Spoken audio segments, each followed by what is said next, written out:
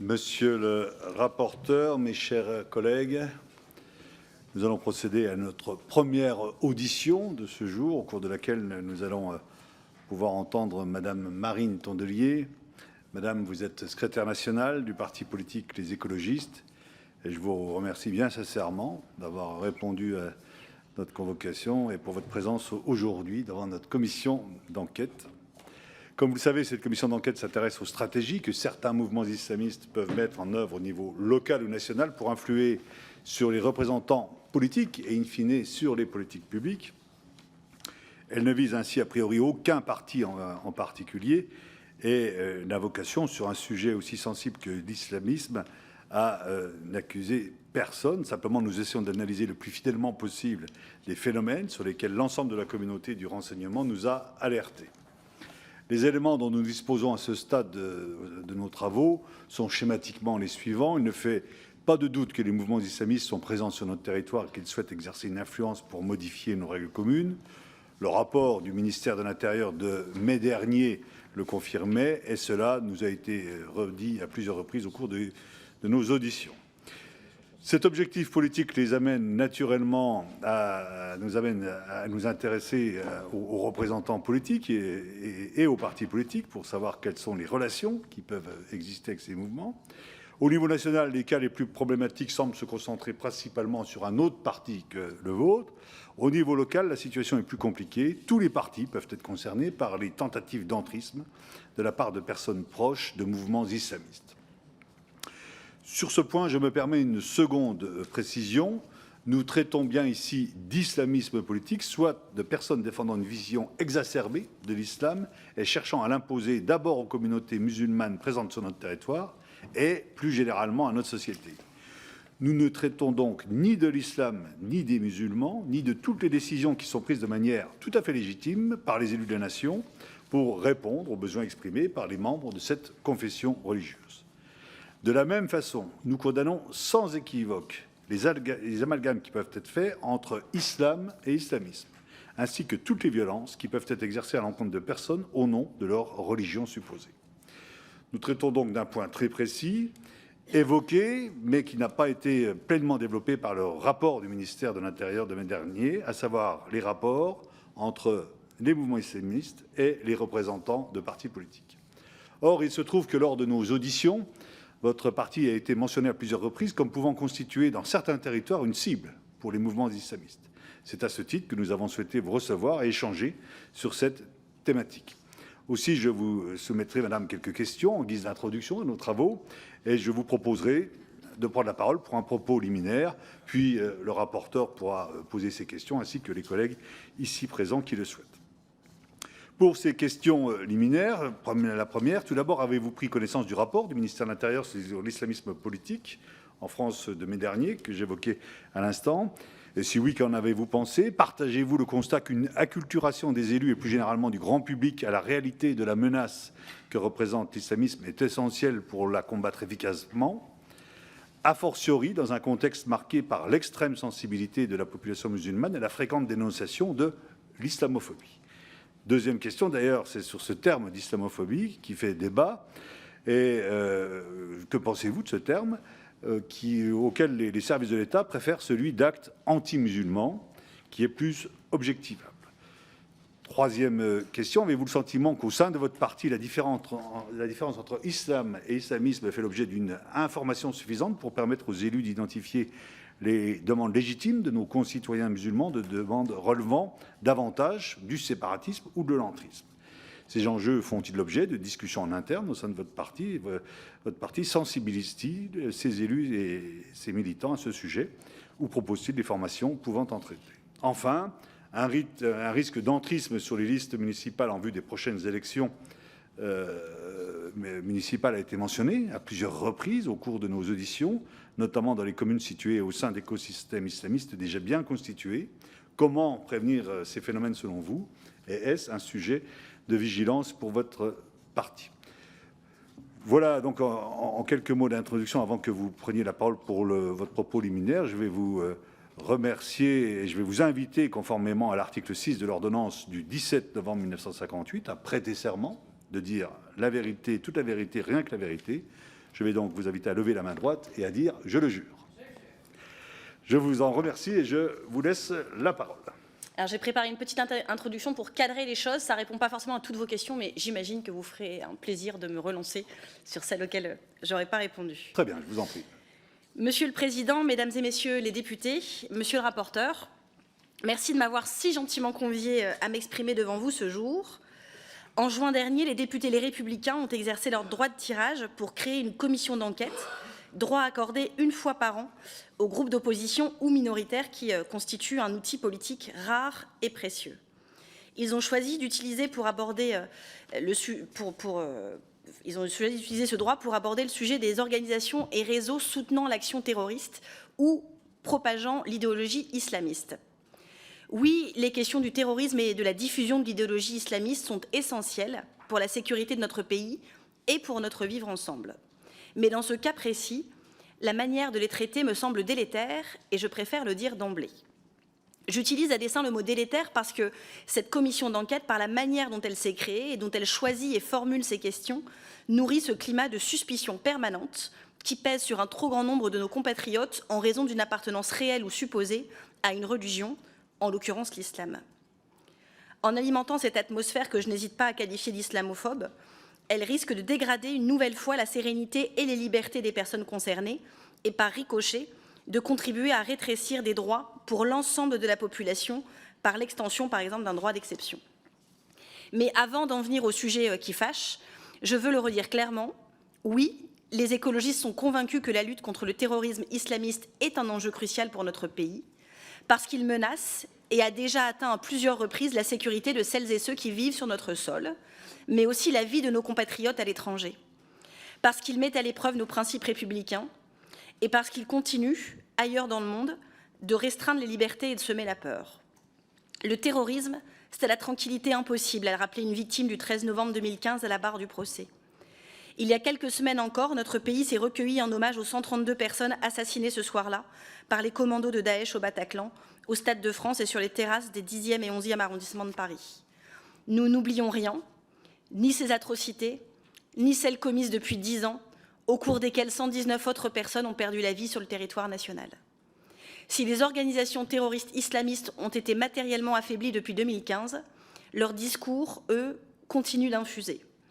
Ils inspirent des passages à l'acte portés par des individus plus jeunes, plus isolés, souvent plus difficiles à repérer. Et c'est précisément parce que les écologistes prennent ces enjeux avec le plus grand des sérieux que nous considérons qu'ils doivent être traités avec 1. Honnêteté, 2. Nuance et 3. Avec force. Je vais me permettre de détailler ces 3 points. Avec honnêteté, d'abord, je commence par cela, parce qu'il s'agit du cadrage même des travaux de cette commission, de son intention initiale, de ses choix méthodologiques et, par conséquent, du type de conclusion qu'elle est susceptible de produire. À cet égard, je veux rappeler les propos de Laurent Wauquiez, président du groupe Les Républicains à l'Assemblée nationale et instigateur direct de cette commission. Ils ont été prononcés au micro de CNews, cela ne s'invente pas. Et il disait donc « L'objectif pour moi, c'est de faire cesser cette impunité dont jouit LFI dans notre pays, cette forme de privilège rouge ». Les propos de M. Wauquiez étaient tellement dirigés contre la France insoumise, cités à 7 reprises rien que dans son exposé des motifs, qu'il a finalement été contraint de revoir sa copie, tout simplement parce que sa copie n'était pas recevable, du fait de ces 7 mentions. Ces façons de faire nous scandalisent chez les écologistes et elles devraient, je crois, scandaliser toutes les personnes attachées à la démocratie et à la bonne marche de cette Assemblée. Aujourd'hui, je me tiens devant vous par respect du règlement du Parlement et parce que je n'ai aucune volonté de me soustraire aux questions de la représentation nationale. Par ailleurs, je n'ai rien à cacher. Je suis prête à répondre à toutes vos questions sur les enjeux que nous avons d'ores et déjà reconnus comme essentiels et je me soumets à cette enquête, même si plusieurs éléments me permettent de douter qu'elle soit conduite en toute bonne foi. Je m'explique. Premièrement, la teneur des questions qui m'ont été transmises pour préparer l'audition, ainsi que celles posées aux personnes entendues avec moi. Petit échantillon, la question posée à Vincent Tiberge avant moi de savoir s'il pensait que l'islam était compatible avec les valeurs républicaines, comme si, par principe, une religion en particulier pouvait être mise d'emblée en dehors du champ républicain, ainsi que tous ses fidèles, puisqu'il parlait bien de l'islam et pas de l'islamisme dans sa question. Les multiples confusions ensuite entre pratique de l'islam et dérive islamiste, ce n'est pas la même chose, évidemment. Par exemple, en pointant à plusieurs reprises la question du port du voile, qui est pourtant permis par le principe de laïcité et qui prévoit ce principe de laïcité, la neutralité de l'État vis-à-vis des religions, mais garantit évidemment à chacune et à chacun la liberté de conscience.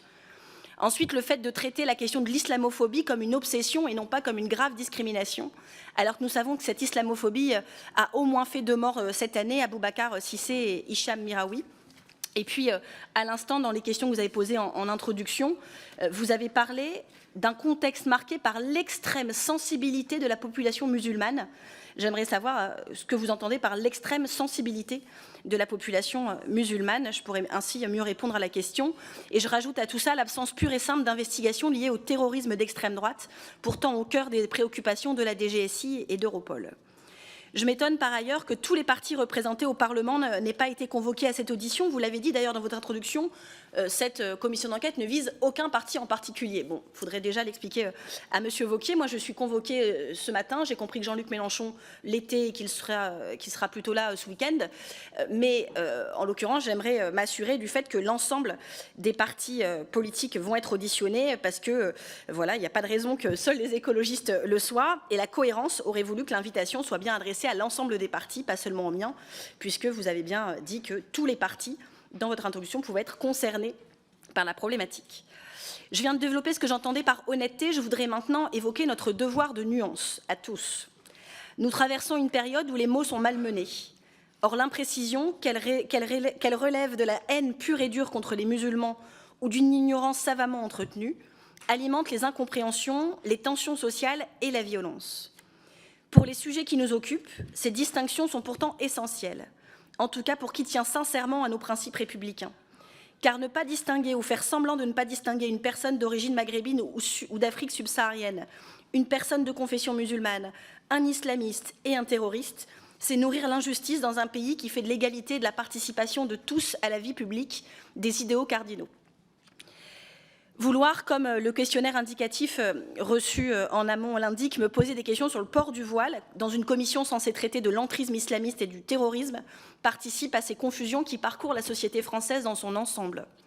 Le résultat de cela, c'est l'éloignement des personnes concernées de nos espaces de vie démocratique, de nos partis, de nos associations et de nos écoles républicaines. Avouez que nous sommes dans ces cas-là bien loin de l'entrisme, mais avouez aussi qu'il n'y a pas de quoi s'en réjouir. Ne pas prendre ces précautions, ne pas faire de distinction, c'est aussi donner du crédit à une vision conspirationniste du monde, celle qui essentialise les musulmans, qui les imagine tous comme des islamistes terroristes en puissance, tapis partout, prêts à conquérir le pays, une vision selon laquelle il n'y aurait qu'un tout petit pas entre une femme qui porte le voile et un projet de prise de pouvoir politique au nom de la charia. Puisque nous sommes plongés depuis plusieurs décennies dans une véritable panique morale autour de l'islam, je propose de sortir de cette folie en nous rapprochant et en nous raccrochant à une chose simple, presque basique, que chacun soit jugé pour ce qu'il fait et jamais pour ce qu'il est. Et non, exercer sa foi, aller prier, porter un voile, manger halal, ne menace pas la République. Ce qui menace la République, ce sont des organisations religieuses ou idéologiques, structurées, diffusant la haine et cherchant à imposer des normes contraires aux droits et aux libertés publiques, y compris des organisations catholiques, comme l'a montré l'exemple de l'association d'extrême droite intégriste Civitas, finalement dissoute par le gouvernement. Quand certains groupes ont effectivement pour projet de substituer aux lois françaises un ordre politique incompatible avec la démocratie et l'état de droit, qu'ils soient islamistes ou autres, alors on en apporte les preuves, on les transmet aux autorités compétentes. C'est ainsi qu'un état de droit fonctionne, pas par insinuation, pas par stigmatisation, pas avec des œillères pour ne pas voir ce qui sert ses propres obsessions politiques. J'insiste autant sur ces distinctions parce qu'elles sont littéralement vitales pour nos compatriotes, qu'ils soient musulmans ou simplement parfois perçus comme tels, car être perçu comme musulman suffit aujourd'hui à être discriminé dans notre pays. C'est ainsi que l'islamophobie opère, en transformant des millions de personnes en suspects permanents, en ennemis de l'intérieur. Leurs intentions sont en permanence questionnées, leurs paroles mises en doute, leurs gestes scrutés. On les contraint à se justifier sans cesse, tout en les privant concrètement de leur pleine liberté d'accès au logement, à l'emploi, au loisir, à une vie ordinaire et en sécurité. C'est ça la réalité de notre pays aujourd'hui.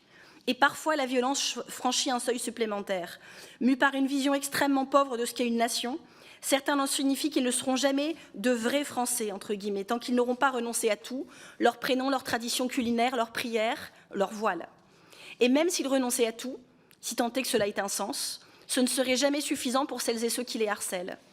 Certains en viennent à tirer des conclusions terribles, les renvoyer chez eux, entre guillemets, dans leur pays, entre guillemets toujours, même si leur pays de naissance et de vie est ici, ou pire encore, les viser physiquement. C'est une pente dangereuse qui s'inscrit dans l'histoire longue des processus d'exclusion menant en violence de masse. En termes de violence, justement, les chiffres du ministère de l'Intérieur parlent d'eux-mêmes. De janvier à mai 2025, les actes islamophobes ont augmenté de 75% par rapport à la même période en 2024. Et les atteintes aux personnes ont triplé. Je veux rappeler ici les noms de Jamel Benjabala, Aboubacar Sissé et Hichem Miraoui, morts pour avoir été pris pour cible par cette haine. Ces violences ne relèvent pas de faits isolés. Elles dessinent un climat qui menace la cohésion du pays et la sécurité de nos concitoyens. Nous ne pouvons ni nous y habituer, ni les considérer comme une fatalité, et ce n'est qu'une fois toutes ces précautions posées, honnêteté et clarté, que nous pourrons combattre les menaces de terrorisme et de diffusion de l'idéologie islamisme avec force et efficacité. Faire preuve de force et d'efficacité, c'est d'abord donner aux services compétents des moyens suffisants, mais aussi adapter la prévention aux zones où les recruteurs sont les plus actifs, sensibiliser au risque d'embrigadement et développer des dispositifs de désengagement du djihadisme et de toutes les idéologies qui menacent notre démocratie. Il faut aussi soutenir davantage les élus, les agents publics, le tissu associatif et les acteurs locaux, qui sont en première ligne pour prévenir le délitement social. Et bien sûr investir dans les services publics, car les idéologies islamiques prospèrent d'autant plus facilement là où l'État recule, et il n'est pas possible de fermer les yeux sur le fait que certains territoires sont littéralement abandonnés par la République. La lutte contre le terrorisme passe également par une coopération internationale renforcée avec la Turquie, la Syrie, l'Irak, les pays du Maghreb, les Balkans, le Caucase notamment, sur les vétérans du djihad, les réseaux financiers clandestins et le suivi des filières. Elle exige aussi une meilleure réponse pénale contre les recruteurs djihadistes et pour les personnes étrangères condamnées, l'expulsion doit pouvoir être envisagée. Enfin, la propagande en ligne doit être tarie par la diffusion d'informations fiables et par des interdictions effectives, sans oublier la prévention de l'embrigadement des plus jeunes par le renforcement de l'encadrement des mineurs, que ce soit dans les écoles ou dans les associations. Tous les leviers doivent être activés, mais dans le respect strict des libertés fondamentales, sans sacrifier le droit, sans créer des zones d'ombre judiciaires et sans glisser vers une société de surveillance généralisée. En guise de conclusion à ces propos liminaires, je dirais que notre pays a besoin d'apaisement, que cette discussion a besoin d'apaisement. Et en ce qui me concerne, je ne suis pas inquiète quant à un entrisme potentiel de l'idéologie islamiste ou encore terroriste au sein du mouvement des écologistes que j'ai l'honneur de présider depuis 2022. Ce qui m'inquiète en revanche, ce sont les amalgames qui blessent, les vécus que l'on nie et une menace réelle qui peut, dans certains cas, être instrumentalisée pour fragiliser des individus, leurs organisations et, au bout du compte, nos libertés collectives. Car pour résumer, on parle d'une menace d'entrisme dont les contours sont particulièrement flous, qu'on peine à véritablement caractériser, et je suis très vigilante quant à l'usage d'une catégorie tellement extensible qu'elle peut aujourd'hui servir à disqualifier tout citoyen musulman engagé dans la vie démocratique française, dans les partis, dans les associations, voire toute personne musulmane ou identifiée comme telle au sein de l'espace public de notre pays. Et si la menace d'entrisme reste floue, les mesures envisagées pour la combattre sont-elles très concrètes? Davantage de moyens pour les services de renseignement, de nouvelles possibilités d'incrimination pénale, la faculté élargie de dissoudre des structures et de tarir leurs ressources de financement. C'est cela qui me préoccupe profondément. Et c'est sur l'ensemble de ces éléments que j'espère pouvoir échanger aujourd'hui avec vous, avec sérieux, rigueur et responsabilité. Merci, Madame, pour ce propos liminaire. Tout d'abord, pour revenir sur les propos que vous avez tenus en mettant en doute l'honnêteté des travaux de notre commission, simplement pour indiquer que sur les références qui sont faites à la compatibilité entre l'islam et les valeurs républicaines, il s'agit en fait d'un sondage fait par le CEVIPOF, d'une étude qui a montré que cette compatibilité donnait lieu à un clivage gauche-droite au niveau des réponses pour la population qui se classe à gauche, cette compatibilité est plus affirmée, alors qu'elle paraît plus difficile pour une population de droite. Donc, encore une fois, c'est pas les... Vous vous rendez compte des questions qu'on pose dans les sondages en France?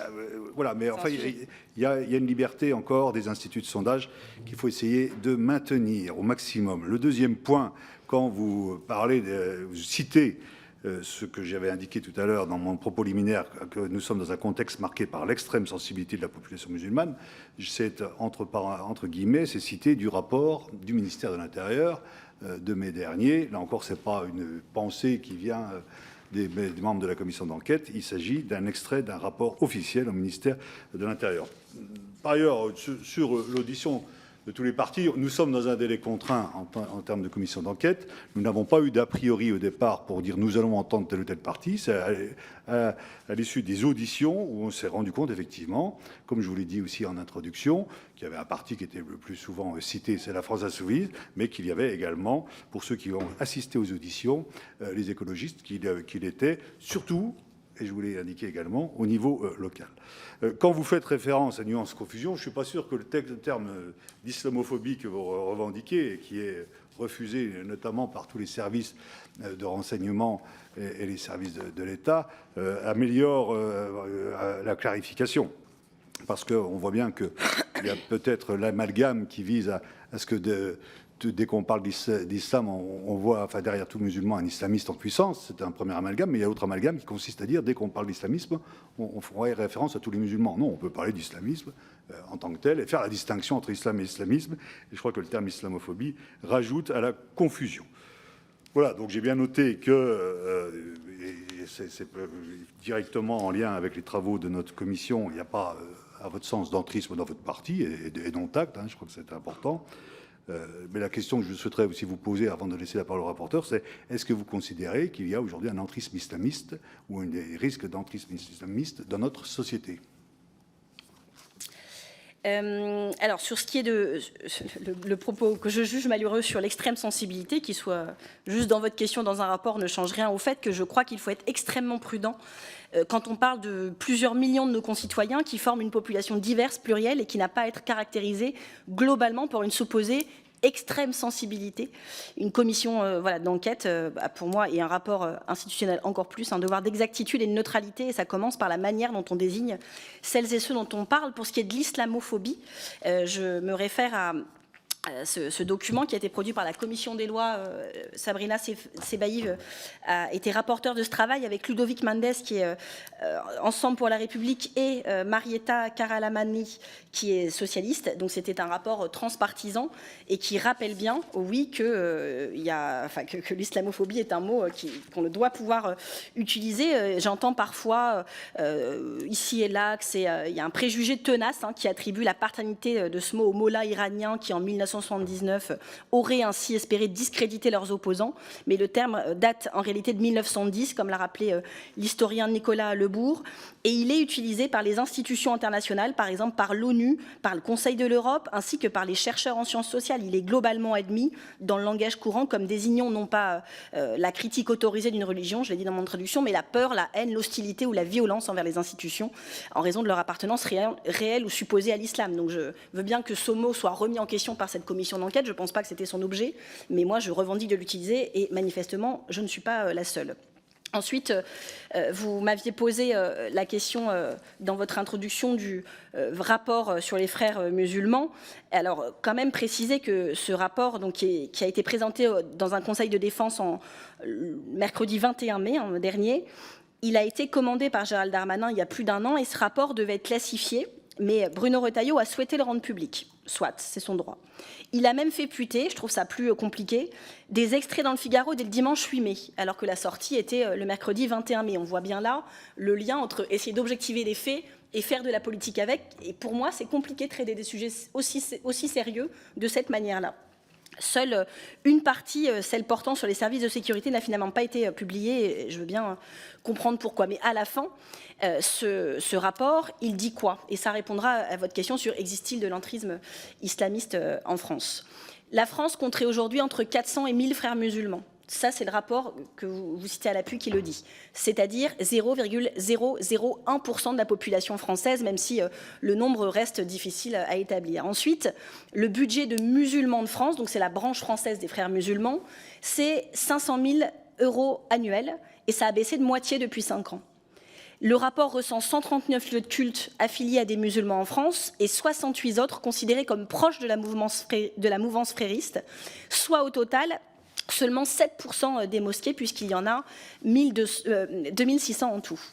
Le document estime que 10% des lieux de culte ouverts dans la période 2010-2020 y seraient affiliés, ce qui correspond à un ensemble de 91 000 fidèles, sachant qu'un fidèle peut fréquenter une mosquée sans adhérer à la mouvance, comme le précise le rapport lui-même. Donc ça veut dire 0,01% des 7,5 millions de musulmans en France. Ensuite, il y a 4200 élèves sur 12 millions qui seraient scolarisés dans leurs 21 établissements, 0,4% des établissements, et 127 clubs sportifs sur 360 000, c'est-à-dire 0,04% des clubs sportifs qui seraient liés à la confrérie, ce qui rassemble en tout plus de 65 000 adhérents.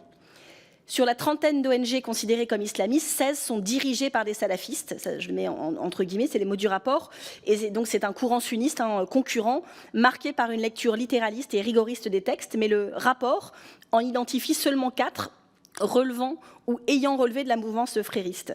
Et donc voilà, le rapport pointe finalement un danger d'un islamisme municipal, composite au plan idéologique, mais très militant, avec des effets croissants dans l'espace public et le jeu politique local. N'étant pas spécialiste, je me permets de citer le rapport pour répondre à votre question. Mais voilà, je crois aussi au pluralisme, qu'on demande aux musulmans de cacher tous les signes de leur foi, qu'ils disparaissent même de l'espace public pour certains. Moi, je crois au pluralisme, à une république qui respecte les croyances de chacun, et c'est pas cette société de la suspicion permanente que je veux pour notre pays. Je rajoute que ce qui est inquiétant aujourd'hui, c'est que c'est même plus les frères musulmans dont on parle en réalité. Tout ce qui est associé à la religion musulmane devient suspect. Une boucherie halal, frérisme. Une ado voilée sur un terrain de basket, frérisme. Une robe couvrante portée par l'influenceuse Léna Situation à Cannes, frérisme. À un moment, je pense que ça devient très compliqué de vivre ensemble comme ça. L'objet de notre commission d'enquête, c'est l'islamisme, ce n'est pas le frérisme. Contrairement au rapport du ministère de l'Intérieur qui, lui, portait vraiment sur les frères musulmans, les chiffres que vous indiquez sont effectivement... Vous m'interrogez sur le rapport. Justement donné. Voilà, mais nous, on est bien... Les travaux de notre commission d'enquête ne sont pas que sur le frérisme, le salafisme, le wahhabisme, etc. Et puis, quand vous indiquez que tout devient frérisme, à ce moment-là, les chiffres seraient beaucoup plus importants que si vraiment c'était le cas, que les chiffres qui ont été donnés, qui encore une fois correspondent au mode d'implantation des frères musulmans qui se fait par infiltration et par diffusion à partir d'un noyau sélectionné. Je vais laisser la parole à monsieur le rapporteur pour ces questions. Merci, monsieur le Président. Votre micro, pardon. Merci, parce que pour le rapporteur, il y a besoin. Merci, Monsieur le Président. Merci, Marine Tondelier, pour vos propos liminaires. Et merci d'avoir accepté aussi facilement cette audition. Vous avez pris contact très rapidement avec les services de l'Assemblée, signe du respect que vous donnez à nos institutions. Alors, j'aurais une première question.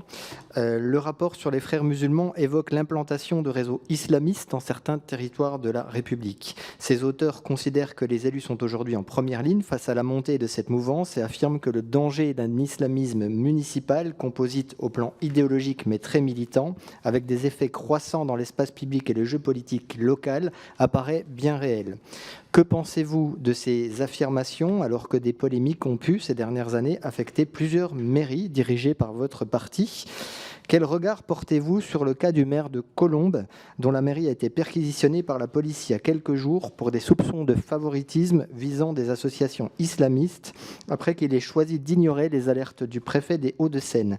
Avez-vous échangé avec lui à ce sujet? Merci, monsieur le rapporteur. Madame Tondelier. Alors, sur votre première question relative au rapport des frères musulmans, je pense avoir été déjà très longue sur le sujet, mais puisque vous focalisez à la fin de votre question sur l'affirmation, comme quoi certains territoires seraient plus concernés que d'autres, j'ai envie de vous dire, évidemment, et en réalité, Moi, dans ce rapport, je n'apprends rien. Enfin, ce qui est écrit dans ce rapport était dans les rapports précédents. Il n'y a pas de scoop spécifique qui aurait été dans ce rapport. Voilà, le fameux entrisme massif serait incarné par 400 personnes. Est-ce qu'on est en train de dire que 400 individus suffiraient à islamiser la société française et à renverser la République? Franchement, c'est pas crédible. Notre République, j'espère, est bien plus solide que ça. Et voilà, moi je ne crois pas au mythe du grand complot musulman pour prendre le pouvoir, mais qu'il y ait certains territoires sur lesquels ce soit difficile, c'est certain. Je vous l'ai indiqué dans mon introduction, je pense que si on voulait y remédier vraiment, il faudrait peut-être commencer par faire en sorte que les services publics ne disparaissent pas de ces territoires, et je maintiens cette affirmation. Ensuite, pour ce qui est, vous m'interrogez gentiment sur les mairies écologie, je pense que vous faites référence pour commencer à Strasbourg, où je rappelle déjà le concordat est en vigueur, donc c'est un cas un peu particulier, mais il y avait une affaire qui m'avait paru totalement injuste, et donc je vais en profiter pour pouvoir expliquer ce qui s'est passé. On est en 2021 et le conseil municipal de Strasbourg donc, vote le principe d'une subvention de 2,5 millions d'euros en faveur de la construction de la mosquée Ayoud Sultan. Alors je précise donc voilà, c'est lié au fait qu'il y ait le concordat à Strasbourg, en Alsace, et donc les cultes peuvent obtenir des subventions publiques, notamment pour la construction d'un édifice religieux, à peu près 10% du coût total des chantiers d'édifices religieux. Donc le conseil municipal vote la construction de la mosquée Ayoud Sultan dans le quartier de la Méno, et dans la nuit qui suit, Gérald Darmanin dénonce cette décision dans un tweet. Et donc je vous lis ce tweet. La mairie verte de Strasbourg finance une mosquée soutenue par une fédération qui a refusé de signer la charte des principes de l'islam en France et qui défend un islam politique. Ça, c'est les accusations du ministre qui, à l'époque, est ministre de l'Intérieur. Et il ajoute « Vivement que tout le monde ouvre les yeux et que la loi séparatisme soit bientôt votée et promulguée ». Vous ne pouvez pas m'empêcher de penser que ce tweet a une visée très politique, puisqu'en fait, il se sert de cette argumentation pour donner un argument au vote de sa loi séparatisme. Mais ce qui me choque énormément dans cette affaire, c'est que le ministre de l'Intérieur se réveille le lendemain pour interpeller et dénoncer et stigmatiser publiquement la maire de Strasbourg, publiquement, alors que le devoir d'un ministre de l'Intérieur, s'il a des éléments de nature à devoir changer des votes ou retirer des votes de subvention du conseil municipal, dans une société qui démocratiquement va bien, on appelle les services, on appelle la maire. Et la maire, pour le coup, on en avait discuté ensemble, m'avait clairement dit que jamais on ne lui avait donné une quelconque alerte sur cette association-là. Et c'est pour ça que je vous dis à ce micro et très tranquillement qu'on a parfois la sensation que, je ne dis pas l'État, mais je veux dire certains ministres cherchent à piéger les élus locaux, à régler des comptes, à faire de la politique politicienne avec des institutions, ce qui me paraît très grave, et particulièrement quand on est ministre de l'Intérieur. Et donc, voilà, je le dis vraiment clairement, ni le ministère ni la préfecture n'avaient alerté la maire. Et finalement, pour information, les dirigeants de la mosquée ont retiré leur demande de subvention. Et les porteurs du projet, c'est une citation officielle, les porteurs du projet ont constaté le besoin de consolider leur plan de financement et ont retiré le 15 avril leur demande de subvention. Voilà ce qu'il en est. Ensuite, pour ce qui est de Colombes, j'ai échangé avec le maire parce que c'est une information, à ma connaissance, le temps passe vite, mais je crois que ça date de la semaine dernière, ces articles de presse que j'ai lus. Et donc dans ces cas-là, évidemment que j'appelle les élus concernés. J'ai pris des notes que je ne retrouve plus dans ma foultitude de notes, vu toutes les questions que vous nous aviez envoyées.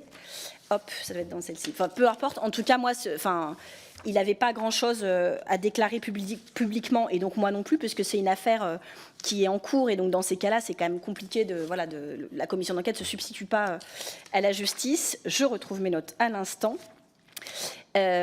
Effectivement, on en a parlé, et donc il me disait les choses très clairement. J'ai pris en note pour pouvoir vous donner exactement ces mots.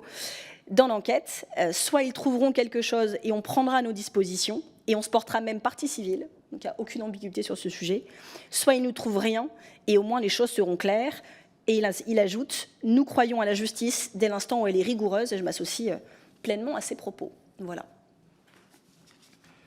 Merci. Vous soulevez un problème des relations entre préfet et maire qu'on a entendu à plusieurs reprises d'ailleurs dans le cadre de nos auditions, où il y aura sûrement des propositions à ce niveau-là pour améliorer la communication. Monsieur le rapporteur.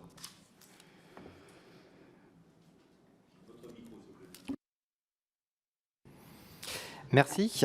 Donc, dans une enquête sur les accusations d'entrisme islamiste concernant les écologistes publiée en août 2025, 2 journalistes du Point affirment que, soucieux de gagner des voix, je cite, « soucieux de gagner des voix dans les classes populaires, le Parti des écologistes s'est engagé dans une dérive communautariste. Faisons d'ailleurs état de dissensions à ce sujet au sein de votre parti. » Je crois que vous avez transmis à ce magazine un droit de réponse à cet article. Pourriez-vous nous faire part de vos appréciations ? Perdu. Alors, donc tout d'abord, ce droit de réponse, commencez par vous dire que Le Point, dont l'article relève plus du torchon que de l'article, je le dis, cet article est inadmissible, il a meurtri beaucoup d'adhérents de notre pays, on en a longuement débattu de nos instances internes, non pas pour dire « mon Dieu, regardez ce qui est écrit, sortons tous de ce mouvement, c'est horrible ce que nous faisons », mais parce que les militants étaient scandalisés de la manière dont nous parlions de certains d'entre nous, que nous connaissons depuis longtemps, hein, certains adhérents depuis 2002, depuis bien avant que moi-même je devienne adhérente de ce parti en 2009, des figures politiques qui mettent beaucoup d'énergie dans la vie politique, qui sont au-delà de tout soupçon, comme la maire de Strasbourg, on vient d'en parler, comme la présidente du groupe à la mairie de Paris, je vais en parler aussi. Et donc on était vraiment meurtris, très choqués. On en a fait un très long droit de réponse que Le Point a refusé de publier, alors que beaucoup de propos tenus dans cet article relevaient, je le dis, du pénal. Ali Rani, notamment militant de Roubaix depuis 2002, a porté plainte. On verra ce que cela donne, mais c'est pas acceptable de faire du journalisme comme ça. Moi, je suis vraiment pour le respect du droit des journalistes, mais je suis pour que les journalistes respectent aussi leur déontologie professionnelle. Une fois que je vous ai dit ça, je peux du coup vous donner un peu le contenu de ce droit de réponse. Il faisait 10 pages, hein, donc je ne vais pas tout vous faire. Mais, attendez, je cherche là aussi, puisque j'avais recopié, voilà. Donc, il y avait notamment, par exemple, ce cas, donc en novembre 2020, au Conseil de Paris, d'écologistes parisiens qui, dit l'article du Point, s'oppose à Anne Hidalgo qui veut donner le nom de Samuel Paty à une rue de la capitale. Donc là, ils mettent entre parenthèses la présidente du groupe ELV, Fatoumata Koné, invoque des raisons techniques. Bon, ça c'est l'article du Point. Comme si on cherchait des prétextes techniques pour dire « oulala, une rue, une place Samuel Paty, on ne veut pas la voter ». Évidemment que tous les écologistes avaient l'intention de voter cette dénomination Samuel Paty, ça ne fait pas l'ombre d'un doute, et je peux vous dire que j'ai pu le vérifier moi-même. Nous sommes en novembre 2020, si vous vous rappelez bien, en période de Covid, et donc les instances dans les différentes assemblées délibérantes reprennent, mais reprennent de manière un peu spécifique, à distance, avec des votes électroniques, des visios, enfin tout ça est assez compliqué. Et sur ce vote précis, vous pouvez vérifier, il n'y a pas de problème, vous pouvez même convoquer Anne Hidalgo, il y a un dysfonctionnement majeur du système de vote. Et donc, dans tous les groupes du Conseil de Paris, des gens qui ont voté pour sont comptabilisés contre, et je dis vice-versa, j'en sais rien, je ne vais pas regarder dans le détail, mais ce qui est sûr, c'est que tous les écologistes voulaient voter pour, il y avait la sensation d'avoir voté pour, mais ce n'est pas ce que donne le relevé, et il y a eu évidemment un rectificatif fait ensuite. Mais vous voyez à quel point c'est malhonnête d'accuser notre présidente de groupe, comme par hasard Fatoumata Koné, peut-être n'aurait-elle pas eu les mêmes accusations si elle ne s'était pas appelée ainsi, et c'est, je vais vous dire, une certaine Rachida Dati qui lui a dit également qu'elle savait ce que ça faisait d'être visée pour son nom et son prénom. Et donc, voilà, ce moment dans l'article du Point est profondément mensonger, et s'ils avaient pris la peine de nous poser la question, on aurait pu leur expliquer plutôt qu'ils expliquent des âneries. Et donc, voilà, sur le fond, l'article repose sur aucune preuve. Je ne vais pas vous faire tous les faits, mais je vais vous donner un exemple. Aucun fait établi, rien qui tienne devant une commission d'enquête, en tout cas, et encore moins devant un tribunal. Et la dérive communautariste, entre guillemets, qu'on nous prête, pure fabrication, l'entrisme islamiste que certains veulent nous coller. De là même mot, soyons sérieux. Si le moindre élément tangible problématique existait, cette commission l'aurait déjà sur sa table. Et ça n'est pas le cas, tout simplement parce qu'il n'en est rien. Merci, Mme Je précise juste quand même que pour adhérer chez les Verts, il faut signer la charte des Verts mondiaux. Je vais vous lire un petit extrait de la charte des Verts mondiaux pour que vous voyez qu'à mon avis, les islamistes seraient ravis de la signer. La charte des Verts mondiaux précise donc la reconnaissance et le respect des minorités sexuelles, l'égalité entre les femmes et les hommes dans toutes les sphères de la vie sociale, économique, politique et culturelle. C'est un échantillon, je pourrais aussi vous lire les passages sur la non-violence, etc. Vous verrez que nos valeurs sont bien loin de celles que défendent les islamistes. Merci, monsieur le rapporteur. Merci Monsieur le Président, merci Madame Tondelier pour votre réponse. Le département du Nord a fait l'objet de nombreuses alertes concernant des personnalités proches de mouvements islamistes. À Roubaix, Monsieur Ali Rani, présenté comme proche de Tariq Ramadan et de l'imam Hassan Iqwisen, avait été investi par les Verts aux élections cantonales de 2021, après, semble-t-il, avoir été jugé trop ambigu sur la laïcité par le groupe insoumis local. Aviez-vous eu connaissance de ce cas, même si c'était préalable à votre prise de fonction, et qu'en pensez-vous? Le parti Les Écologistes a-t-il pu constater des cas d'entrisme en son sein, et si oui, a-t-il mis en œuvre des mécanismes pour les prévenir? Bon, c'est assez stupéfiant. Donc Ali Rani, oui, je le connais depuis 2009. Je pense que c'est l'un des premiers militants que j'ai rencontré quand j'ai adhéré chez les Verts. Pourquoi? Parce que j'ai adhéré... j'ai pas adhéré pour ça, mais il se trouve que quelques semaines après mon adhésion, mon maire de gauche, Aylin Beaumont, a été mis en prison pour 18 chefs d'inculpation et que nous avons eu une élection partielle que potentiellement Marine Le Pen ou Steve Briouat, ils ont fait plus, je ne sais plus qui était un, qui était deux, parce que ça a changé entre 2008 et 2009, je ne sais plus dans quel sens. En tout cas, l'extrême droite pouvait l'emporter en 2009, été 2009. Et donc, il y a beaucoup de copains militants qui se déplacent et le groupe de Roubaix se mobilise énormément. Parce que ils disent nous on habite à Roubaix, ça nous fait très peur ce qui se passe à Hénin et donc on est à vos côtés. Et je rencontre Ali comme ça, que j'ai croisé dans ma vie militante en permanence depuis, avec qui je n'ai jamais eu de problème, qui a fait l'objet de beaucoup de diffamations, notamment dans l'article du Point, j'en parlais justement avant que vous posiez la question, et qui a porté plainte pour cela. Donc je vous propose que, comme ça a été le cas pour le lycée Averroès dans le Nord, comme ça a été le cas pour Pastel FM, la radio au sein de laquelle Ali intervient parfois, tous les procès ont toujours été gagnés. Donc, encore une fois, on ne peut pas procéder par insinuation. Soit on a des faits, la justice fait son travail, soit il n'y en a pas et on laisse les gens tranquilles. Et puis, vous voyez, c'est quand même assez stupéfiant aussi ces allers-retours. C'est-à-dire qu'on parle d'entrisme, après on parle de séparatisme, bientôt on va nous parler d'entre-deux-tisme, comme ça, ceux qui sont ni dans l'entrisme ni dans le séparatisme auront aussi des problèmes. Enfin, il y a un moment où j'ai du mal à voir la cohérence entre toutes ces accusations. Et alors, je constate que le groupe insoumis local avait des griefs d'entrisme contre Ali Rani, donc j'imagine que ce sera porté à leur défense dans les prochaines auditions. Juste pour clarifier effectivement les termes, c'est important quand même dans le cadre de nos travaux.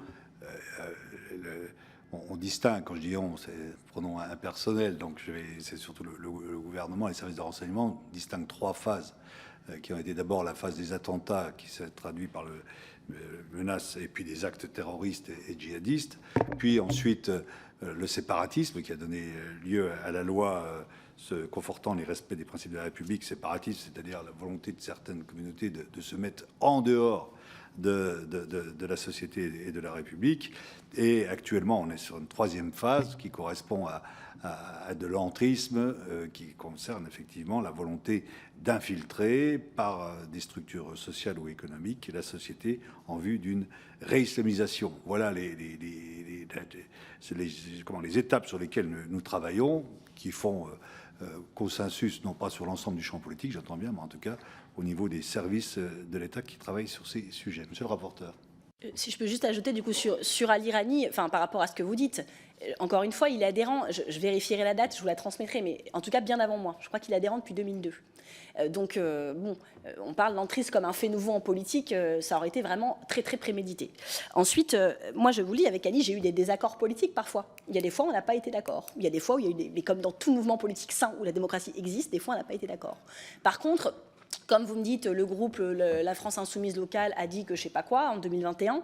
Enfin, faut quand même savoir, et vous faites de la politique, vous le savez, que dans la politique locale, les choses sont parfois très compliquées.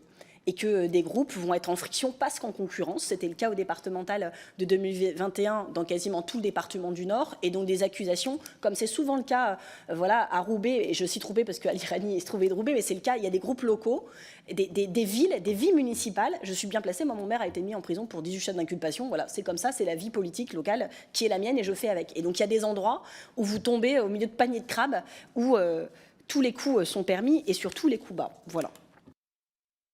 Monsieur le rapporteur. Merci.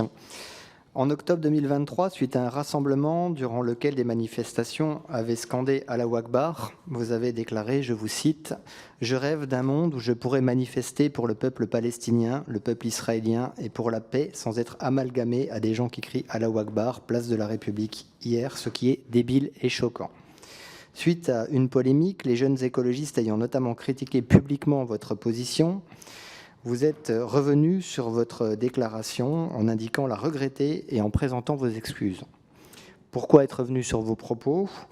Quel regard portez-vous par ailleurs sur des élus qui s'affichent aux côtés d'individus comme Elias Imzalen de Perspective musulmane, condamné pour apologie du terrorisme, ou Omar Al-Foumi d'Urgence Palestine ? Ces élus ne vous semblent-ils pas cautionner des dérives et contribuer à amalgamer la défense d'une juste cause avec la défense de l'islamisme ?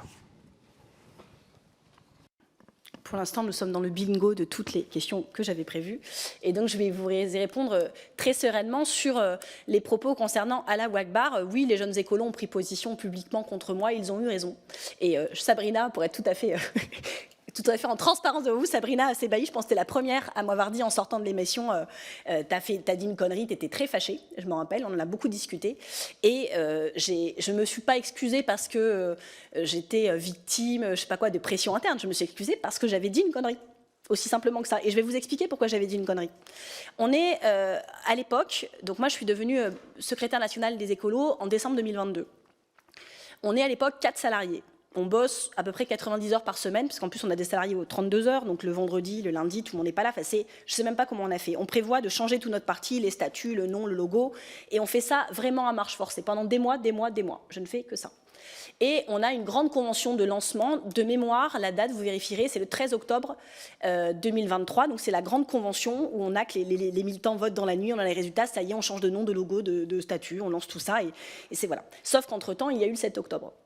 Donc, on a eu des mois pour préparer une grande fête de l'écologie qui, vous imaginez bien, quelques jours après 7 octobre, prend une dimension très particulière, plus la convention est le samedi et le vendredi, il y a ce drame avec Dominique Bernard, cet attentat terroriste à Arras. Moi, il se trouve que je suis du Pas-de-Calais, enfin, tout le monde arrive très perturbé, on se dit est-ce qu'on maintient, c'est un moment qui est, mais comme pour tout le pays, chacun avait prévu de faire des choses, des mariages, des fêtes de tout est un peu bizarre, quoi, très, très lourd, très pesant, et puis au lieu d'être dans le recueillement, ce que moi, spontanément, j'ai envie de faire dans ces moments-là, rapidement, on est dans l'invective collective.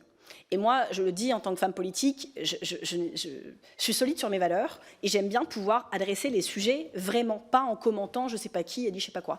Et donc, on avait prévu plein de médias qui demandaient des interviews depuis longtemps en disant quand on y aura le nouveau mouvement, on avait prévu pour parler du nouveau mouvement plein de médias. Et je me retrouve tous les jours sur C'est à vous, là en l'occurrence c'est sur France Info, l'émission de Gilles Borstein qui dure 1 heure. Je fais des émissions d'1 heure tous les jours où je devais parler des Verts, du renouveau des Verts, où je ne parle que du conflit israélo-palestinien, mais c'est pas grave, c'est un sujet qui est éminemment important. Dire que les attaques étaient terroristes sans problème, dire que à l'époque que Israël prépare une incursion terrestre à Gaza et qu'on en est très inquiet. Voilà, je me rappelle, on me dit c'est antisémite de dire ça. Monsieur Banchin me dit, je dis pas du tout. Enfin, si, c'est la position de l'AFI. Non, c'est la position de l'ONU. Enfin bref, tout ça, c'était le débat public. J'en voulais beaucoup à certains qui l'avaient un peu échauffé parce que du coup, le débat public était d'un niveau déplorable et on ne parlait plus ni des victimes des attentats ni des Palestiniens qui craignaient pour leur vie et la suite a donné raison aussi à ça, mais parce que en fait on ne parlait que de commentaires, de tweets, de trucs, de réponses, enfin c'était insupportable. Et cette émission pendant 1 heure c'est ça. Et à la fin on me dit Madame, on va vous montrer, il y avait une manifestation aujourd'hui, est-ce que vous y étiez ? Non. Je précise en plus que j'étais tellement fatiguée que j'avais demandé plusieurs fois annuler cette émission parce que c'était le dernier jour avant les vacances et j'avais dit je suis pas en état, j'arrive plus à tout suivre, des émissions comme ça, il faut les préparer et on n'avait pas dormi quasiment depuis de nombreux jours, j'étais pas en état quoi. Et alors que l'équipe le sait, puisque j'avais essayé d'annuler, ils m'ont crié dessus, personne n'a jamais fait ça, ils m'ont appuyé sur ma culpabilité, toute l'équipe est dans la merde, ils ont préparé plusieurs jours, donc je finis par maintenir. Ils savent que j'ai pas eu le temps de préparer comme d'habitude. Et ils me disent, on va vous montrer une image qui est arrivée ce matin, ou la veille, je sais plus. On va pas vous mettre le son, et on va vous expliquer. Donc je vois une image de manifestation, je n'ai pas le son, et M. Bornstein me dit, à la fin de cette manifestation, des gens ont crié Allahu Akbar, qu'en pensez-vous ? Je fais, vous pouvez regarder la réponse, un tunnel de 5 minutes. en disant, parce que vous me posez la question aussi sur Omar Al-Soumi, sur j'ai manifesté avec je sais pas qui, je sais pas quoi, je sais pas comment. Ce que j'explique dans ma longue digression, c'est que, et je réponds comme ça à votre deuxième partie de question, je rêve, oui, d'un monde où on puisse manifester pour des causes justes qui devraient finalement surclasser tout le reste sans être toujours ramené à des polémiques. C'est la raison pour laquelle, en me disputant aussi avec certains à gauche ou même dans mon mouvement qui n'avaient pas trop compris, j'étais allée à la manifestation contre l'antisémitisme organisée par Yael Braun-Pivet et par Gérard Larcher sur des mots d'ordre que franchement j'aurais pas tous écrits comme ça. Avec la participation de Marine Le Pen qui avait posé un cas de conscience à plein de personnes, et moi j'avais en tant que secrétaire nationale défendu que l'antisémitisme est un sujet trop grave pour qu'on tergiverse, ergote, se trouve des prétextes pour ne pas y aller. Donc à titre personnel j'y étais allée, mais aussi en engageant mon mouvement. Bon, j'avais dit à la fin de cette manifestation que j'aurais aimé que, de la même manière, quand on manifeste pour le droit international, le droit humain, le droit humanitaire à Gaza, on soit capable d'avoir des grandes marches, comme il y a eu d'ailleurs à Amsterdam, à New York, à Londres, des marches, des marées humaines pour défendre les droits élémentaires des Palestiniens, sans même aller plus loin que ça. Et donc, ça n'a jamais existé en France pour plein de raisons. Je ne vais pas vous faire tout le débat sur la répression des manifestations, sur comment ça s'est fait, mais ça ne s'est jamais fait en France. Et oui, je revendique d'être allée à ces manifestations aussi, parfois même sur notre propre mot d'ordre. Quand le mot d'ordre exact, on n'était pas entièrement d'accord, on faisait notre propre mot d'ordre et nous y allions parce que c'est là qu'était notre place. Et j'aurais aimé que d'autres partis politiques fassent de même. Donc vous voyez, j'explique tout ça sur cette chaîne télé. Et à la fin, il me dit, non mais Allah Akbar, il me redisait, Allah Akbar, il criait Allah Akbar, qu'en pensez-vous? Et donc je finis par dire, bah écoutez, je sais pas, c'était débile. J'ai l'impression de, vous voyez, il me pousse tellement dans mes retranchements, il dit, il criait Allah Akbar comme si c'était le slogan de toute la manif. Et donc je dis, bah oui, c'était débile, je lis la phrase que vous avez citée. Mais je le dis vraiment acculé et en disant, Marine, tu dis ça pour qu'il te lâche, t'es usé, mais c'est pas ça qu'il fallait dire. Et en sortant, je suis sur une moto-taxi, ça m'arrive très rarement, mais pour le coup, cette fois-ci, j'étais très pressée parce que j'emmenais mon fils en vacances et il fallait pas que je rate le train. Et je descends de la moto-taxi, j'avais des messages de Sabrina, de Jeune Écolo, de tout le monde en disant « Marine, t'as craqué à la fin, l'interview était nickel, mais là, à la fin, ça va pas du tout, tu vas te faire accuser. » Évidemment, mes meilleurs amis, y compris à gauche, font monter la vidéo pour que tout le monde ne voit que ça. Et c'est un moment où je suis mortifiée parce que je déteste, ça m'arrive comme à tout politique de faire des erreurs. Sauf que moi, je pense que je suis une des seules à les reconnaître tout le temps, à m'excuser parce que je déteste provoquer de la haine, de l'humiliation, du chagrin, ou même de la honte. Ou voilà, j'étais vraiment pas fière de ce que j'avais fait et je l'ai déploré et j'en suis mortifiée encore aujourd'hui. Donc voilà, et donc j'ai regretté parce qu'en fait, Allahu Akbar, moi je ne suis pas de confession musulmane, je connais mal ce culte, et il se trouve que le mot n'a pas été crié à tort et à travers toute la manif, c'était des expressions à la fin d'une minute de silence, comme ça se fait traditionnellement pour chacun, et en réalité, je comprends que ça ait pu heurter certains qui aient vu ça en disant mais pourquoi ils disent ça, dans mon imaginaire ça veut dire autre chose, mais dans les faits, les personnes qui ont dit ça à la fin d'une minute de silence n'ont rien fait de mal et je le maintiens. Voilà. Merci, monsieur le rapporteur.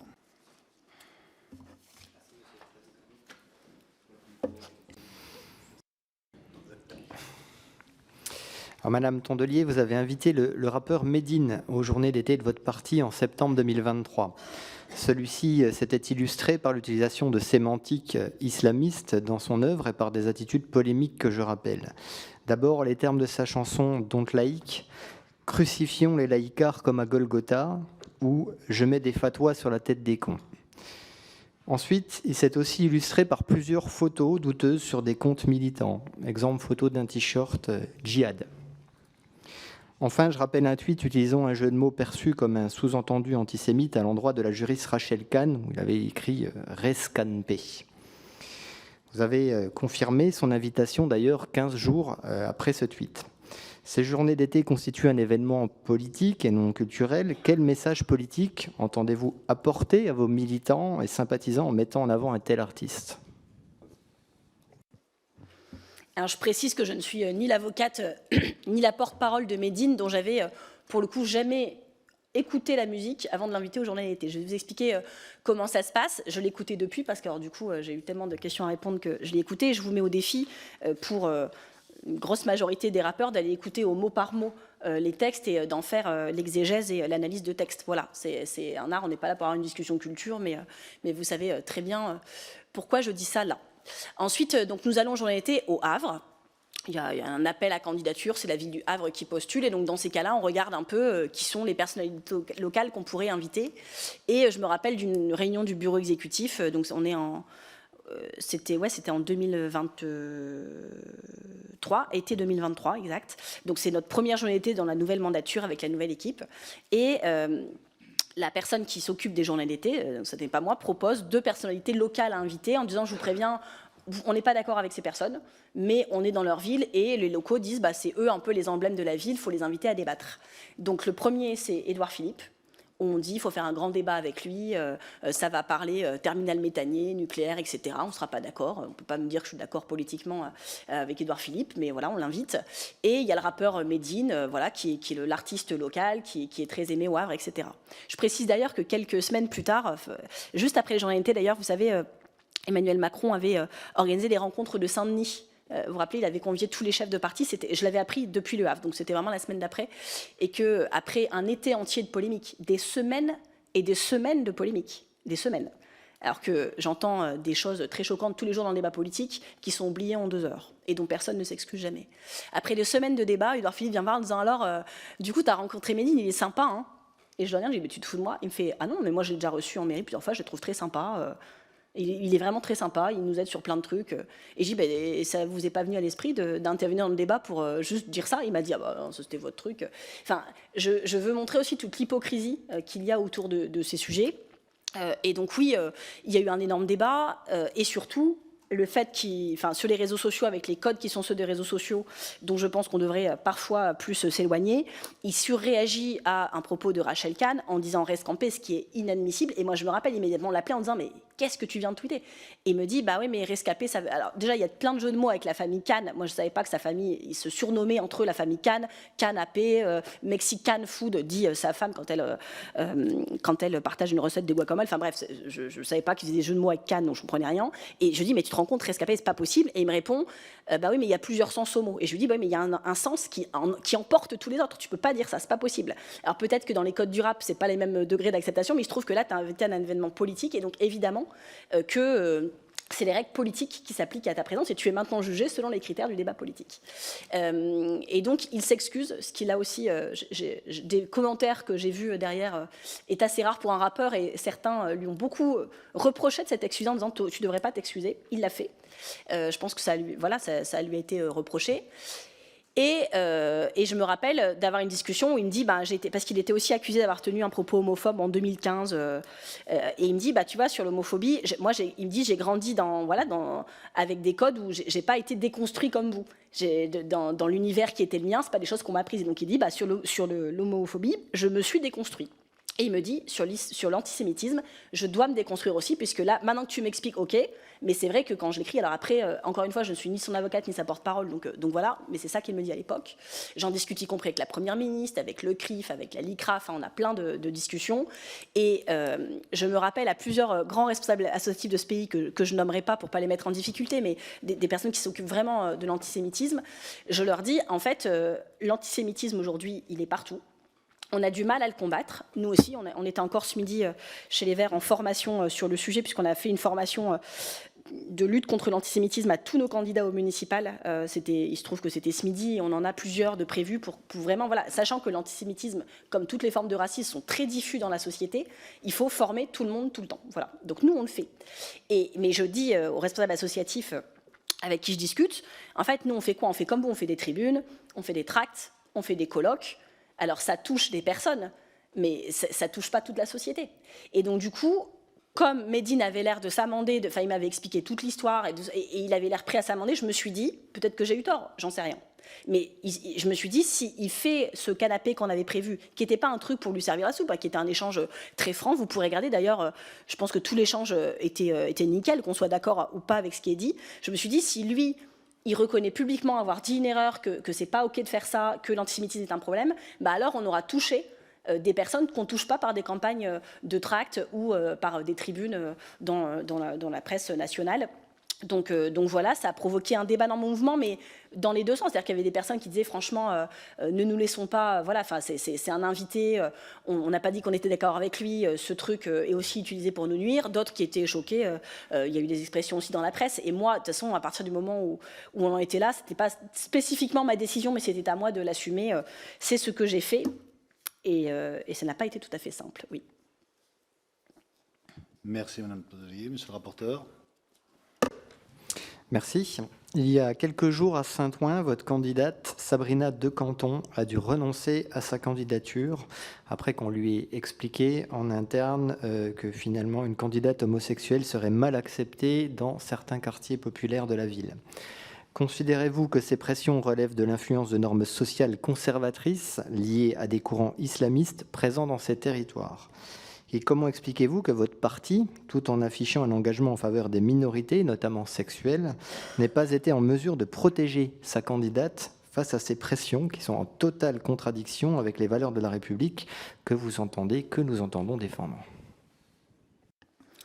Alors, sur cette affaire, déjà vous dire que ma réaction publique a été immédiate, sans appel, et c'est tout à fait normal. Elle me cause d'ailleurs quelques réactions houleuses, mais c'est comme ça, et je ne regrette rien. Je trouve que j'ai eu la seule réaction qu'il fallait avoir.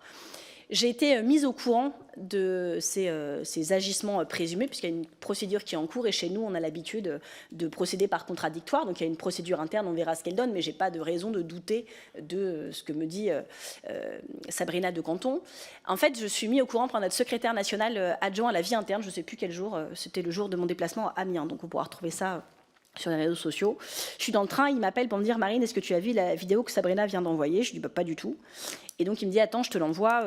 Il me dit qu'elle a envoyé ça sur le groupe local, son équipe de 50 personnes à Saint-Ouen, donc c'est normal que je ne l'ai pas reçu directement, mais il me dit « Il faut que tu regardes ça, c'est grave, il faut qu'on s'en occupe ». Donc François Thuillet, secrétaire national de la vie adjoint, qui est la personne qui s'occupe de toutes les affaires internes dans l'équipe de la direction des Verts. Je regarde cette vidéo de 8 minutes, où Sabrina explique en effet... alors, je ne sais plus si elle explique comme ça ou si c'est ce qu'elle m'a dit après, mais en réalité, donc, elle était dans une réunion Zoom avec les 5-6 personnes avec lesquelles ils font les municipales.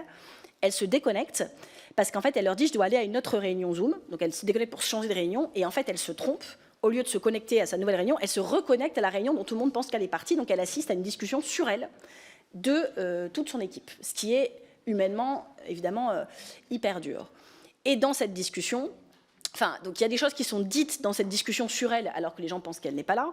Et évidemment, ça réveille des choses dont moi, elle ne m'avait pas parlé auparavant.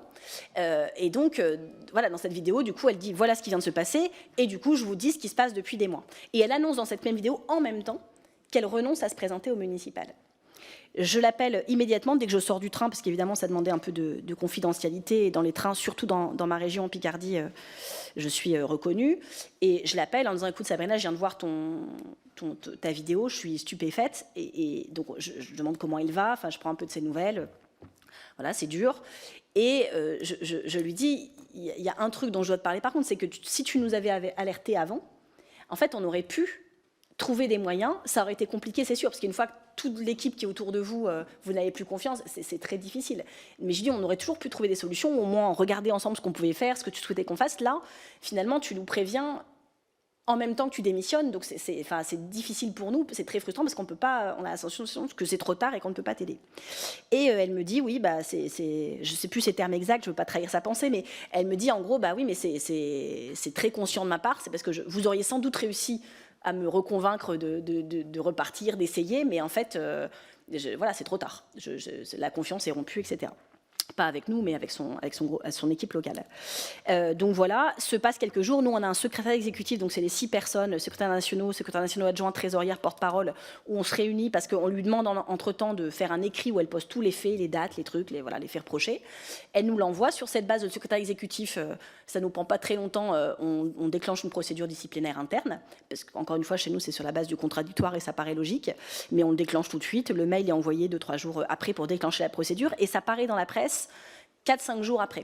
Donc c'est-à-dire qu'au moment où ça paraît dans la presse, vous dites vous n'avez pas su la protéger, vous avez attendu que ce soit public. Non, la procédure avait été déclenchée avant que ce soit rendu public dans la presse. Et ce que j'ai cru comprendre, c'est qu'elle avait rendu ça public dans la presse parce que le maire de Saint-Ouen, Karim Bouamran, commençait à raconter la FI, je sais pas quoi, enfin bref, elle dit j'étais en train d'être dépossédée de mon récit puisque moi je me taisais, j'avais plein de propositions médiatiques, je ne donnais pas suite, mais j'étais en train d'être dépossédée de mon propre récit par des gens qui racontaient ce qu'ils avaient envie de raconter, mais qui n'étaient pas ni mon histoire, ni ce que je ressentais. Donc elle a trouvé le nécessaire de prendre la parole publiquement pour écrire sa propre histoire. Et c'est à ce moment-là, moi, je ne savais pas trop qu'elle n'avait pas rendu publique sa vidéo, tout le monde n'était pas au courant dans le mouvement, donc ce n'était pas à moi de faire une déclaration sur Twitter avant qu'elle en parle elle. Une fois qu'elle en a parlé elle, je l'ai fait immédiatement. Dans une autre discussion que j'ai eue avec elle, puisqu'on s'est appelé plusieurs fois, je lui ai dit elle voyait un peu sur les réseaux sociaux la tournure que ça prenait et le fait que la fachosphère se soit aussi emparée de ses propos pour en faire ce qu'ils avaient envie d'en faire.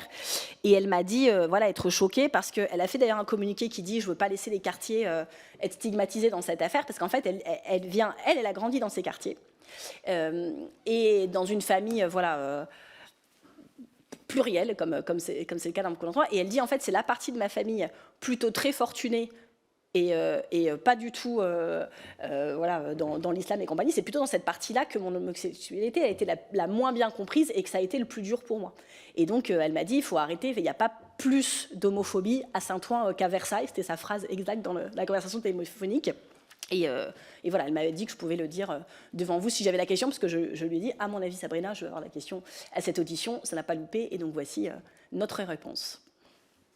Nous entendons bien la réponse et votre réaction par rapport à la situation, mais en amont, est-ce que ça amène de votre part une réflexion pour éviter que des phénomènes comme ceux-là se produisent au sein même de votre formation ?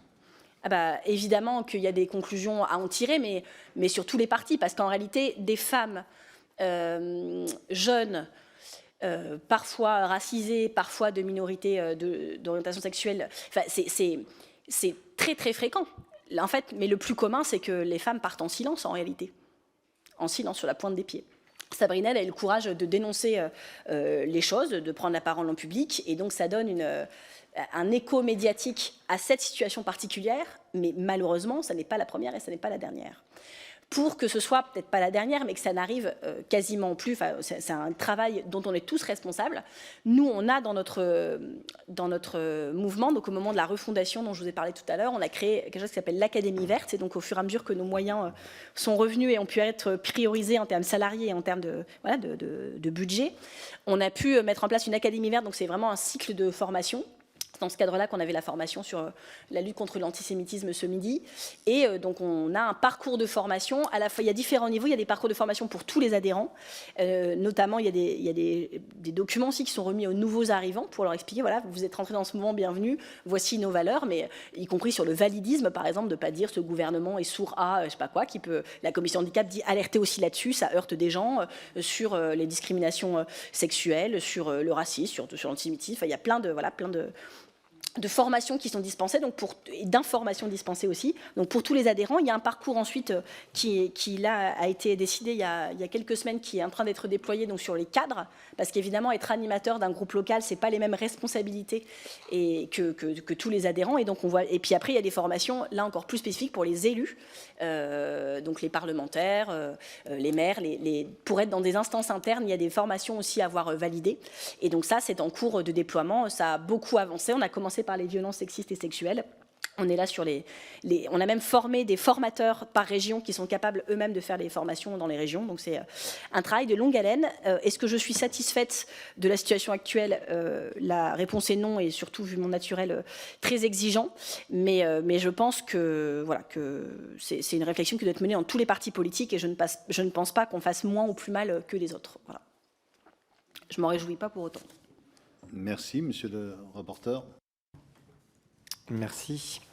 Notre Assemblée a été récemment marquée par une polémique liée à la présence de fillettes voilées dans les tribunes de l'hémicycle. Interrogé sur cette polémique, notamment par la presse, vous avez répondu sur le port du voile par les mères accompagnatrices de sorties scolaires et non sur la problématique de voilement des fillettes, qualifiant les critiques d'islamophobes.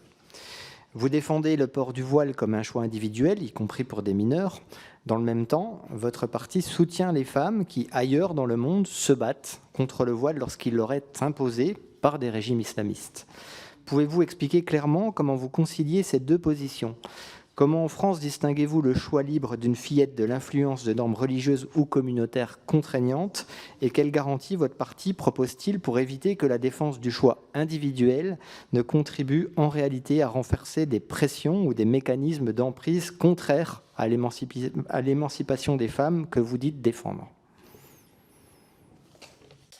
Ben, je ne vois pas la contradiction qu'il y a dans le début de votre question. En fait, nous, on est pour que les femmes fassent ce qu'elles veulent, c'est-à-dire qu'aucun voile ne leur soit imposé nulle part dans le monde, mais que celles qui veulent porter le voile de manière consciente et parce que c'est leur pratique religieuse puissent le faire sans être stigmatisées et discriminées. D'après ça, je rappelle quand même, je vérifierai le chiffre, mais je crois que c'est vous perdez, à partir du moment où vous décidez de porter le voile, 80% de chances d'être pris pour une alternance, par exemple. Et ça, c'est quand même un sujet dont on doit s'occuper. Parce que, encore une fois, c'est un droit dans le pays, et la laïcité, c'est l'État qui doit être neutre, c'est pas tous les Français qui n'ont pas le droit d'avoir une religion et que ça se voit dans l'espace public, ça c'est pas interdit. Ensuite, j'en profite pour en parler parce qu'il y a eu l'étude IFOP qui est sortie et qui a donné des chiffres qui me paraissent importants quand même de remettre dans l'ordre. Donc c'est une étude IFOP qui présente des données solides, puisque il y a 14 000, c'est un échantillon de 14 000 personnes, ce qui est beaucoup pour un sondage. Et donc, comme la première question, c'était en gros, est-ce que vous déclarez musulman ou pas, à la fin, c'était un échantillon de 1000 personnes musulmanes.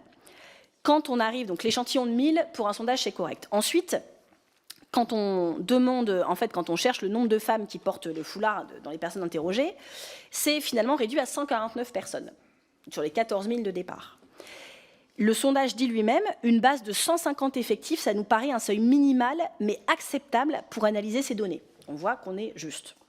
Pour arriver à 149, ça je le tire d'un article de Mediapart sur lequel je suis en train de m'appuyer, pour arriver à ces 149, l'entreprise donc IFOP a choisi d'inclure les 33 femmes qui avaient dit porter rarement le voile et les 24 indiquant l'enlever au travail ou sur leur lieu d'études. Sinon, le nombre de Françaises musulmanes qui se voilent, entre guillemets, moi c'est pas comme ça que j'aurais formulé, mais sinon ça aurait été 91 répondantes, et là c'était pas un échantillon représentatif, ils pouvaient pas en faire grand-chose. Il est d'ailleurs écrit dans l'une des pages du rapport qu'en raison de la faiblesse des effectifs, les résultats détaillés de cette question doivent être interprétés avec prudence, ce qui n'a pas empêché le Figaro d'en titrer un article à part, extrait d'une interview de François Cros, et Europe 1 d'affirmer qu'une jeune musulmane sur 2 aujourd'hui est voilée. Sur ces 149 femmes interrogées, il y en a seulement 2% de 149 femmes sur 14 000 personnes interrogées, dont 1000 se déclarant musulmans ou musulmanes, seulement 2% ont indiqué porter le voile ou le foulard sous pression des proches. Tandis que 42% ont dit le faire pour se sentir en sécurité, donc ça c'est en guillemets, c'est leur mot, et 15% pour ne pas être perçue comme une femme impudique ou indécente. On voit bien que là, il s'agit donc d'autre chose pour ces femmes-là. Et l'IFOP conclut, ça me laisse pantoise, proportion totale de femmes, de musulmanes voilées pour faire face au risque de pression pesant sur les femmes, 59%. Là, Vincent Tiberge, que vous avez auditionné, s'interroge en disant, enfin du Tiberi d'ailleurs je crois, il dit sur le voile, ces additions donnent quand même des trucs très bizarres, on mélange pression des proches et sécurité. L'IFOP, contacté, a estimé que, je cite, il n'y avait pas de meilleur terme pour désigner globalement ces femmes qui portent le voile pour des raisons de sécurité, pour ne pas apparaître impudiques au regard des autres, pour éviter le regard des hommes ou sous pression. Mais est-ce qu'on peut réellement mettre dans une même case intitulée « Pour faire face aux risques et pressions » une femme qui ne souhaiterait pas porter le voile, mais qui est contrainte par son mari ou par ses frères ou par d'autres gens, et une femme qui souhaite le porter par volonté de ne pas attirer le regard des hommes. C'est tout ça pour vous dire que le voile, c'est un sujet sérieux, que je trouve qu'on traite n'importe comment dans le débat, en faisant des amalgames, en mélangeant tout et n'importe quoi. Et donc voilà, 2% qui portent le foulard sous la pression de proches, c'est déjà trop, je suis entièrement d'accord avec vous, mais ce n'est pas les sondages qu'on nous sort d'habitude. Ensuite, donc on voit bien que les jeunes femmes qui portent le voile ont été instrumentalisées par l'extrême droite dans une énième polémique islamophobe, raciste et sexiste. Je regrette profondément, je le lui ai dit, et un courrier du groupe écologiste lui a d'ailleurs été envoyé, la réponse de la présidente de l'Assemblée nationale qui s'est engouffrée dans une polémique montée de toutes pièces. Je le dis d'ailleurs, ce groupe avait été invité par Marc Fesneau, voilà, qui n'est pas écologiste, qui n'est même pas de gauche, et voilà, enfin, c'est retombé sur nous à la fin, alors qu'on ne voit pas trop le rapport. Il y a plusieurs dizaines de personnes qui visitent l'Assemblée nationale chaque jour. Certaines portent des signes religieux, que ce soit le voile ou d'autres signes, ce qui est tout à fait autorisé par règlement de l'Assemblée nationale. Et celui-ci ne mentionne pas les signes religieux comme interdits lors d'une visite, mais parle de couvre-chef, ce qui à l'époque faisait référence au chapeau haute forme, à l'époque où le règlement a été écrit. Donc les écoliers et les écolières d'écoles privées confessionnelles, puisque avec la loi de 2004, le port du voile est interdit à l'école publique, mais les écoliers et écolières d'écoles privées confessionnelles ont le droit de se présenter avec des signes religieux. Et dans ce cas précis, il s'agissait bien d'une école privée musulmane. Donc sur cette polémique, moi je tiens à dire d'abord et avant tout mon soutien à ces jeunes filles et à leurs familles qui se sont retrouvées sujets médiatiques et politiques, alors que nous devrions seulement nous réjouir de voir que nos institutions plaisent et intéressent. Vous parliez de séparatisme, là on a des jeunes qui veulent venir voir comment fonctionnent nos institutions. Et ensuite, il ne faut pas être dupe. L'extrême droite ne porte ni dans son cœur le féminisme, ni les libertés individuelles. Leur problème n'est pas que des jeunes filles portent le voile, leur problème c'est la présence de personnes racisées, à plus forte raison musulmanes, dans les institutions qu'ils voudraient excluantes et exclusives. Et des parlementaires du groupe écologiste et social m'ont déjà fait remonter que certaines personnes racisées et ou musulmanes avaient annulé leur visite de l'Assemblée nationale par peur de se voir exclus ou stigmatisés. C'est grave. Cela dépasse ce que nous pouvons accepter pour notre démocratie et notre vivre ensemble. Voilà ce que je tire de cette histoire. Merci, monsieur le rapporteur, pour vos questions. Je reviens maintenant aux collègues qui sont ici présents, qui vont aussi pouvoir poser leurs questions, en commençant par madame Yadan.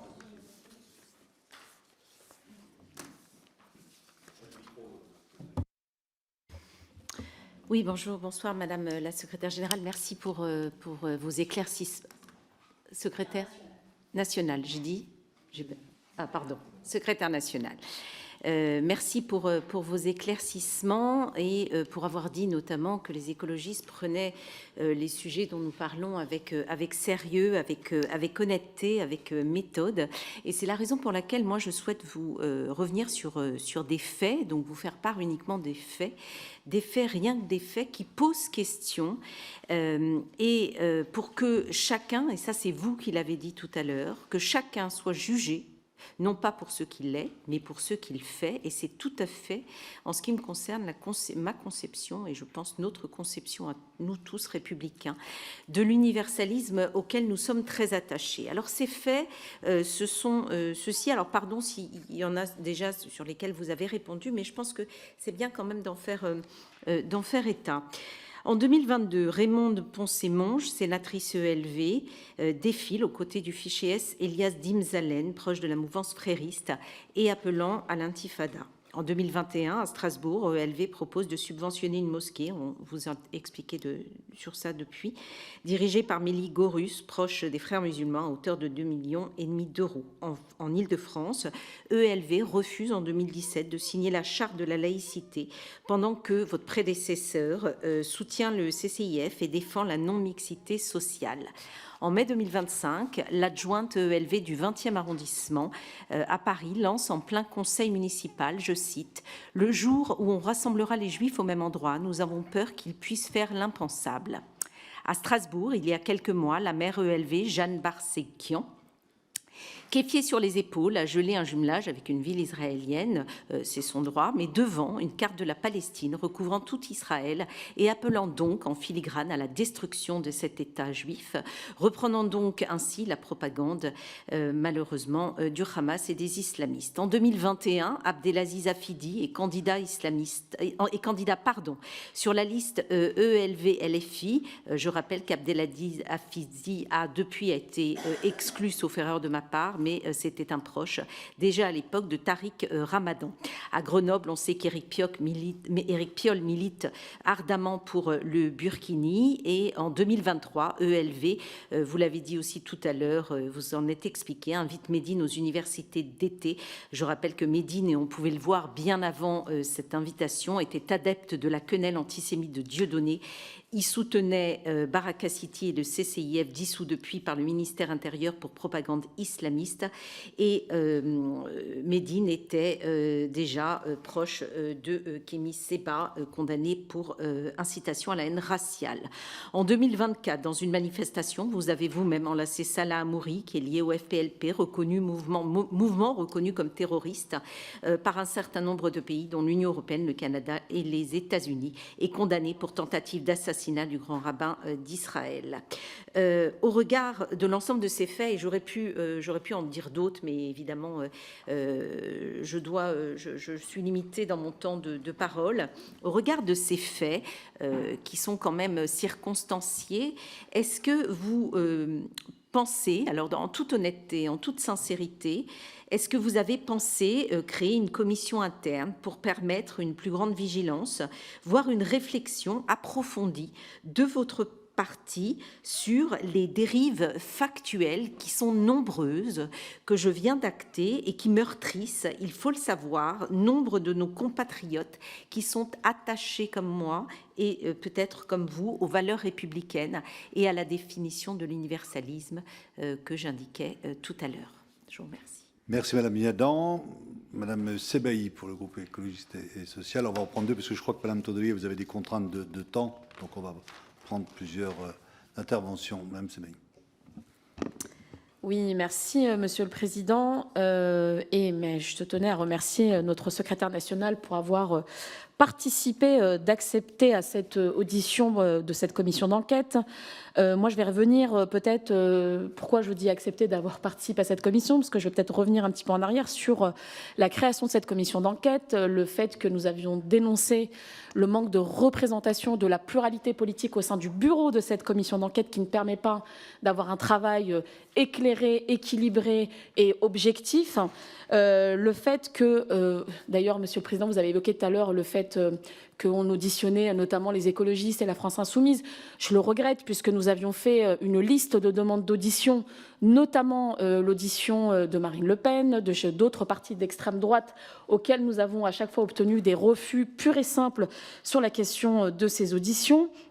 Et puis surtout, ce que je trouve regrettable, c'est qu'on aurait pu, avec cette commission d'enquête, aborder très largement la question des entrismes, quels qu'ils soient, puisqu'ils représentent un danger, effectivement, mais pas continuer ce focus et cette cabale qui est menée depuis maintenant des semaines, des mois, et qui reviennent à chaque élection électorale, j'ai presque envie de dire, contre nos concitoyens musulmans, donc ces Français de confession musulmane, avec des rapports, et moi j'ai pu lire, effectivement, que ce soit ici les comptes rendus de différentes auditions, les différents rapports qui ont été produits, ceux du ministère de l'Intérieur, ou encore le dernier en date de nos collègues sénateurs LR qui ont quand même remis un rapport avec 17 recommandations, dont, je cite, le fait de porter le voile jeune, ou je ne sais plus comment ils écrivent ça, pourrait entraîner des carences en vitamine D ou une chute de cheveux, et donc c'est pour ça qu'à fine, il faudrait l'interdire, ou d'autres poncifs comme, je reprends un peu les termes du rapport, où ils expliquent que parce que finalement les auteurs des attentats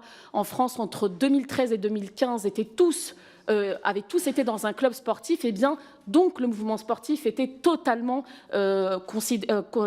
était intégré, enfin qu'il y avait de l'entrisme, etc. Donc voilà, à partir de faits, on fait des généralités et on s'attaque ainsi à l'ensemble d'une communauté dans notre pays. Je trouve cela extrêmement regrettable car il faut s'attaquer aux extrémistes, c'est important. Je crois que c'est aussi la stabilité de notre République qui est en jeu. Je crois qu'il faut aussi parler, et c'est dommage qu'on ne le fasse pas, la question des ingérences étrangères, et ça a été le cas par plusieurs pays, et pas forcément d'ailleurs en lien avec la question de l'islam, même si vous résumez cette commission d'enquête à la question de l'islam. Et je crois par ailleurs que la question de la déstabilisation et du danger, je trouve dommage de minimiser, y compris le danger de l'extrême droite dans notre pays, parce qu'il reste l'un des principaux dangers. Et d'ailleurs, dans certains rapports, il est même écrit que plus de 50% des attentats qui ont été tentés dans notre pays sont du fait de l'extrême droite et non pas de la mouvance extrémiste islamiste, sans vouloir bien sûr la diminuer ou l'atténuer. Donc moi, j'aurais plutôt une question à rebours, vu toutes les questions qui ont été posées pour mettre, en réalité, prendre des cas. D'ailleurs, il y a certaines questions, je me demande quel est le rapport avec l'entrisme, mais bon, peu importe. Mais moi, j'aimerais plutôt poser une question, vu ce qui se passe depuis maintenant plusieurs mois, vu le lien qui est fait en permanence entre nos concitoyens de confession musulmane dans notre pays. Moi, j'aimerais plutôt poser une question à la secrétaire nationale que vous êtes sur comment est-ce qu'aujourd'hui on peut lutter contre l'islamophobie dans notre pays et le fait que parfois des outils parlementaires soient utilisés aussi pour stigmatiser certains de nos compatriotes. Je vous remercie. Merci, chers collègues. Juste quelques éléments avant de laisser Mme Tondelier répondre aux deux questions de Mme Yadan et de Mme Sebei. Au niveau de la composition du bureau, elle a été faite effectivement à un moment. Tous les groupes y sont invités pour y participer. Donc, ça c'est le premier point. Les auditions, il y a eu des propositions qui ont été faites par différents groupes et qui ont été reprises en tout ou partie. Il y a eu un choix qui a été fait, mais il n'y a pas eu effectivement des auditions d'un groupe qui ont été entièrement refusées. Nous sommes une commission d'enquête où il y a tous les groupes. Contrairement, vous faites état d'un rapport des sénateurs qui est fait par un seul groupe. Là, aujourd'hui, notre travail de commission d'enquête, il est effectivement de manière au-delà d'un groupe en particulier. Tous les groupes sont représentés. Vous faites effectivement la question, vous parlez de la question des entrismes. Il y a d'autres entrismes, effectivement. Le choix qui a été fait, c'est l'entrisme islamique. Vous faites des commissions d'enquête sur d'autres entrismes, c'est votre liberté au niveau de votre groupe. De même, pour les ingérences étrangères, il y a des ingérences qui existent dans d'autres domaines. Nous aurons à voir effectivement les ingérences étrangères qui concernent cet entrisme islamique.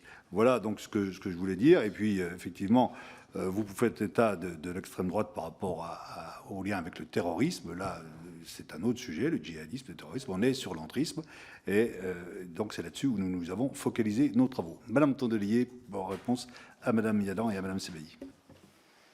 Alors, Madame Yadan, effectivement, il y a la moitié de vos remarques qui n'avaient pas grand-chose à voir avec l'entrisme islamiste, avec le thème de la commission d'enquête. Et par ailleurs, j'avais répondu déjà à beaucoup de choses. Vous me parlez d'Éric Piolle, mais il me semble que vous l'avez auditionné, donc j'imagine que vous avez pu lui poser ces questions et qu'il a des réponses plus appropriées, voilà, vu que c'est lui qui est en cause, donc je pense qu'il a pu vous apporter toutes les réponses. Vous m'avez reparlé des présences de personnes en manifestation voilà, on n'est pas garant, en fait, quand on se rend à des manifestations sur nos mots d'ordre, on n'est pas garant, on ne peut pas vérifier un par un toutes les personnes présentes à cette manifestation. C'est du rôle, voyez-vous, du ministre de l'Intérieur, qui, comme chacun sait, n'est pas nous, ni proche de nous.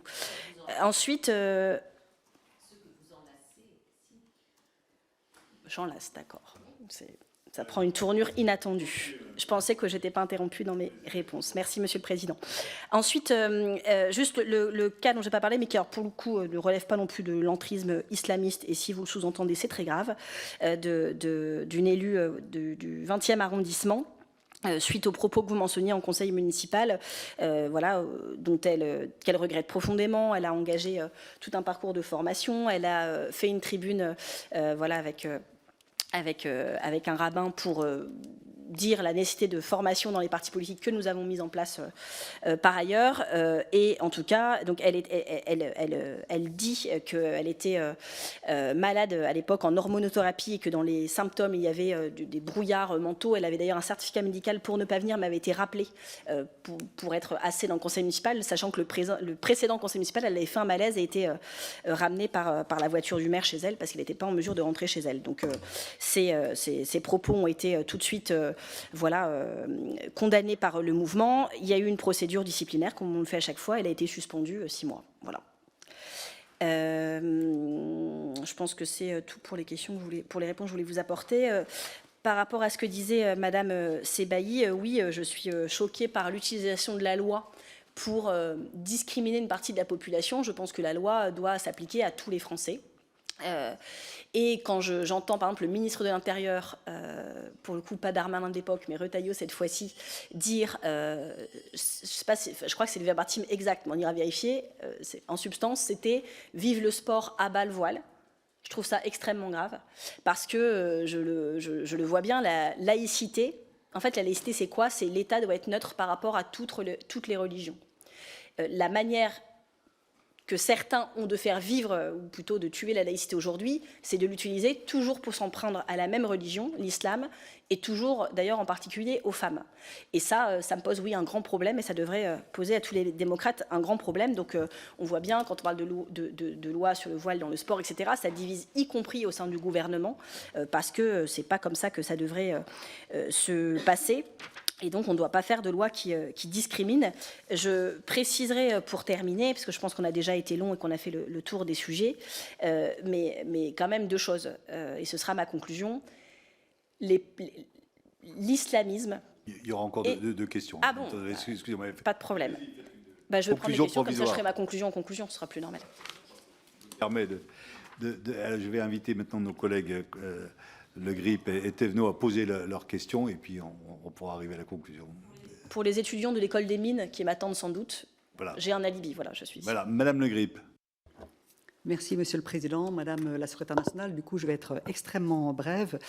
Je rebondis par rapport à des propos que vous avez exposés à plusieurs reprises s'agissant de la formation à l'antisémitisme que votre formation politique dispense à destination des candidats, des élus, des parlementaires. Avez-vous dit, si j'ai bien compris, je voulais très précisément vous demander qui forme à l'antisémitisme, quel organisme, quelle personnalité. Est-ce que vous savez si dans cette formation à la lutte contre l'antisémitisme est prise en compte la définition opérationnelle de l'Alliance internationale pour la mémoire de l'Holocauste, définition opérationnelle qui a été reconnue par le Parlement européen, par l'Assemblée nationale, par le Sénat dans des résolutions votées à une très large majorité et qui fait maintenant autorité dans beaucoup des travaux menés par plusieurs organismes d'État. Et je voulais vous demander une dernière petite chose.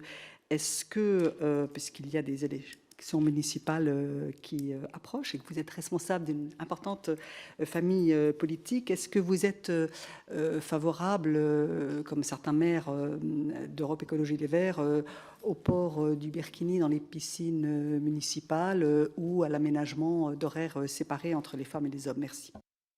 Merci Madame Le Grip. Madame Thévenot. Merci, Monsieur le Président. Madame Tondelier, j'ai écouté votre réponse en préambule de ces questions sur le voilement des fillettes et j'observe un petit décalage et j'espère que vous arriverez à m'éclairer. On parle ici du voilement des fillettes et vous répondez islamophobie. On parle voilement des fillettes, vous répondez liberté des femmes. On parle voilement des fillettes, vous répondez choix personnel. Que les choses soient claires, personne ne remet en question la liberté d'une femme adulte de disposer de son corps et donc de sa tenue.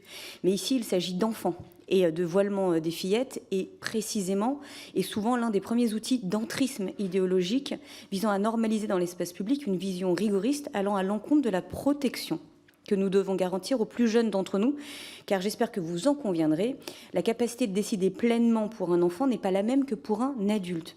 Donc, ma question est assez simple et sans détour.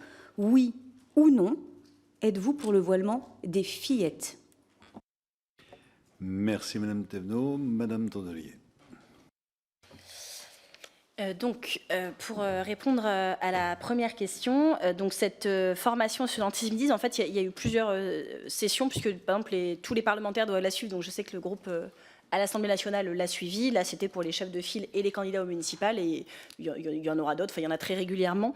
Elle est assurée par, en fait, les 2 co-responsables du groupe de travail contre l'antisémitisme, qui, je pense d'ailleurs qu'on est le premier parti et le seul, à ma connaissance, à avoir un groupe de travail sur le sujet.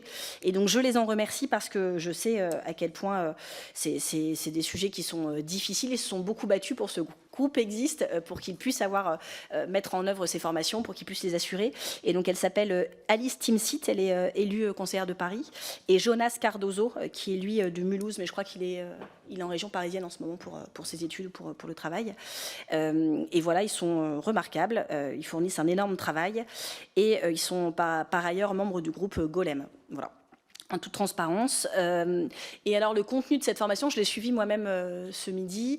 C'est parce que, en fait, on avait fait pour les parlementaires. Moi, je ne suis pas parlementaire, donc je n'avais pas suivi. Donc, je trouve que c'est important que tous les membres de la direction la suivent. Ce qui était très intéressant, c'est qu'il présentait des tweets ou des visuels en démontrant à chaque fois leur caractère antisémite. Alors, pour certains, c'est assez évident, mais par exemple, parce que je voyais les questions en même temps dans le chat, et à un moment, il parlait des dragons célestes. Alors, il y a plein de gens qui disaient, mais on ne sait pas ce que c'est. Et donc, il disait, bah oui, en fait, il y a une double peine. C'est-à-dire qu'il y a des visuels ou des propos ou des références qui vont... Enfin, la personne juive, elle, tout de suite, va savoir que c'est elle qui est visée, qui est antisémite, mais c'est des codes que tout le monde ne maîtrise pas. Donc, parfois des gens autour d'elle, dans une conversation ou dans un lieu, elle va tout de suite percevoir le caractère antisémite du propos ou du visuel, quand les gens autour d'elle ne vont pas le percevoir, et donc c'est une forme de solitude dans l'antisémitisme ressenti. Et donc il y avait plein de questions en disant mais ça vient d'où les Dragons Célestes? Ah bah c'est un manga, oui mais les mangas du coup c'est antisémite. Non, les mangas sont pas forcément, mais c'est ce symbole qui est extrapolé et qui voilà.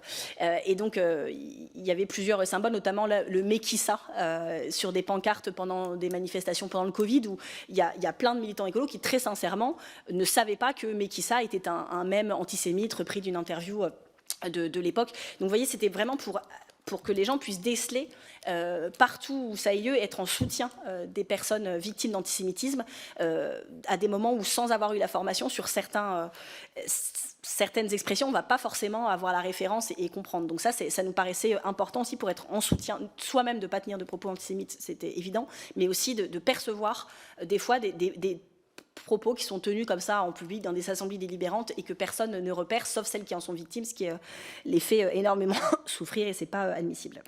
Ensuite, sur le burkini, Madame Thévenot, moi Comment? Ah bon, excusez-moi, j'ai fait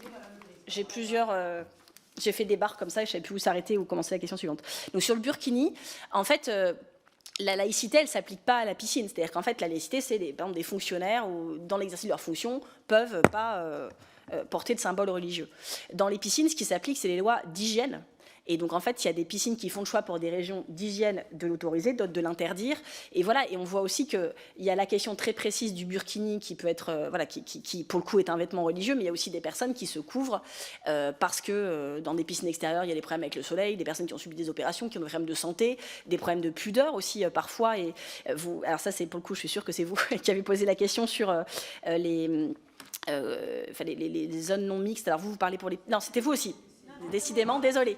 Donc pour les piscines non mixtes, moi j'ai vu passer il n'y a pas longtemps une polémique sur des basic fit non mixtes. Alors en l'occurrence, celui qui était mis en avant dans les tweets, Twitter devient de plus en plus nauséabond. De toute façon, c'était le basic fit, évidemment, je crois, de Roubaix ou de je ne sais plus où. Mais en fait, des basic fit non mixtes, il y en a dans plein de villes, et c'est pas forcément des personnes de confession, des personnes musulmanes qui vont. En fait, c'est des personnes, des femmes qui en ont marre de se faire emmerder tout le temps par des hommes. Il y a eu le sujet il n'y a pas longtemps des wagons non mixtes aussi dans les transports en commun. Moi, j'ai dit moi-même que je ne pensais pas que c'était une solution, parce qu'en fait, l'agression, elle n'arrive pas juste dans le wagon.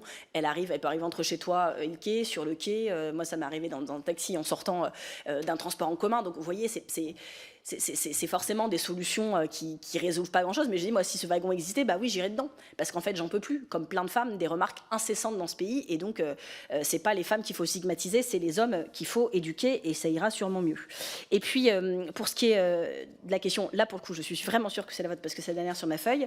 En fait, la question, c'est est-ce que c'est légal ou est-ce que c'est illégal? Soit c'est légal, et donc c'est légal, soit c'est illégal, et c'est illégal. Et donc, moi, j'en ai parlé pour préparer cette audition, j'ai vu pas mal de spécialistes, y compris des personnes que vous avez auditionnées, qui me disaient que le port du voile chez les fillettes, c'était quand même très, très marginal à l'échelle du pays et de l'islam. Là, on parle d'un lycée qui est confessionnel, donc c'est quand même encore une autre histoire. Je peux vous dire d'ailleurs que moi, j'ai bien vu la différence. Je suis dans les Hauts-de-France, dans le Nord-Pas-de-Calais. J'ai suivi toute la polémique sur Riaumont. Et donc, pendant des années... il y a eu un lycée confessionnel privé qui fonctionnait très très mal, où rien n'a été fait. J'ai suivi la polémique sur Averroès, qui a gagné tous ses procès en justice parce que c'était un lycée musulman. Non, mais je le dis, il y a du deux poids, deux mesures aussi sur comment on traite les établissements confessionnels selon qu'ils soient catholiques ou musulmans. C'est un fait. C'est un fait, et dans le Nord, il se trouve que, y compris Jean-René Le Serre, qui est un ancien sénateur Les Républicains, et Pierre Mathiot, le directeur du Sciences Po, se sont insurgés en disant que ce n'était pas une manière de faire. Et donc, soit c'est interdit, ou vous voulez que ce soit interdit, vous le faites interdire, soit c'est légal, et on n'a pas à stigmatiser des personnes qui font quelque chose qui n'est pas interdit, parce qu'elles ont eu le malheur de vouloir venir voir un débat à l'Assemblée nationale. C'est ça que je vous ai dit dans ma réponse, et dans les experts que j'ai interrogés, ils me disaient que non seulement c'était marginal, mais qu'en plus ça relevait souvent, pour le coup, d'un mimétisme. Par exemple, des jeunes filles qui, en allant accompagner leur maman à la prière, s'habillaient comme elle et comme étaient habillées toutes les femmes au moment de cette prière, que ce n'était pas forcément quelque chose qui durait longtemps dans le temps, et y compris dans la journée. Voilà, je vous dis ce que les spécialistes m'ont dit. Je ne suis pas une spécialiste du sujet. Vous êtes parlementaire. Si vous voulez travailler précisément sur le sujet, faites-le. Et je pense que le groupe parlementaire écolo sera très content d'y participer. Voilà. Et donc, j'en viens à ma conclusion, juste pour vous dire que ces sujets d'entrisme islamiste et de terrorisme sont vraiment sérieux. Moi, je les prends très au sérieux. Et c'est parce que je les prends très au sérieux que je ne veux pas qu'on mélange les choses et qu'on fasse n'importe quoi. Et dans le débat politique, j'entends quand même beaucoup n'importe quoi. Et je constate parfois n'importe quoi. J'avais eu l'occasion, je vous ai parlé des réunions des chefs de parti à Saint-Denis.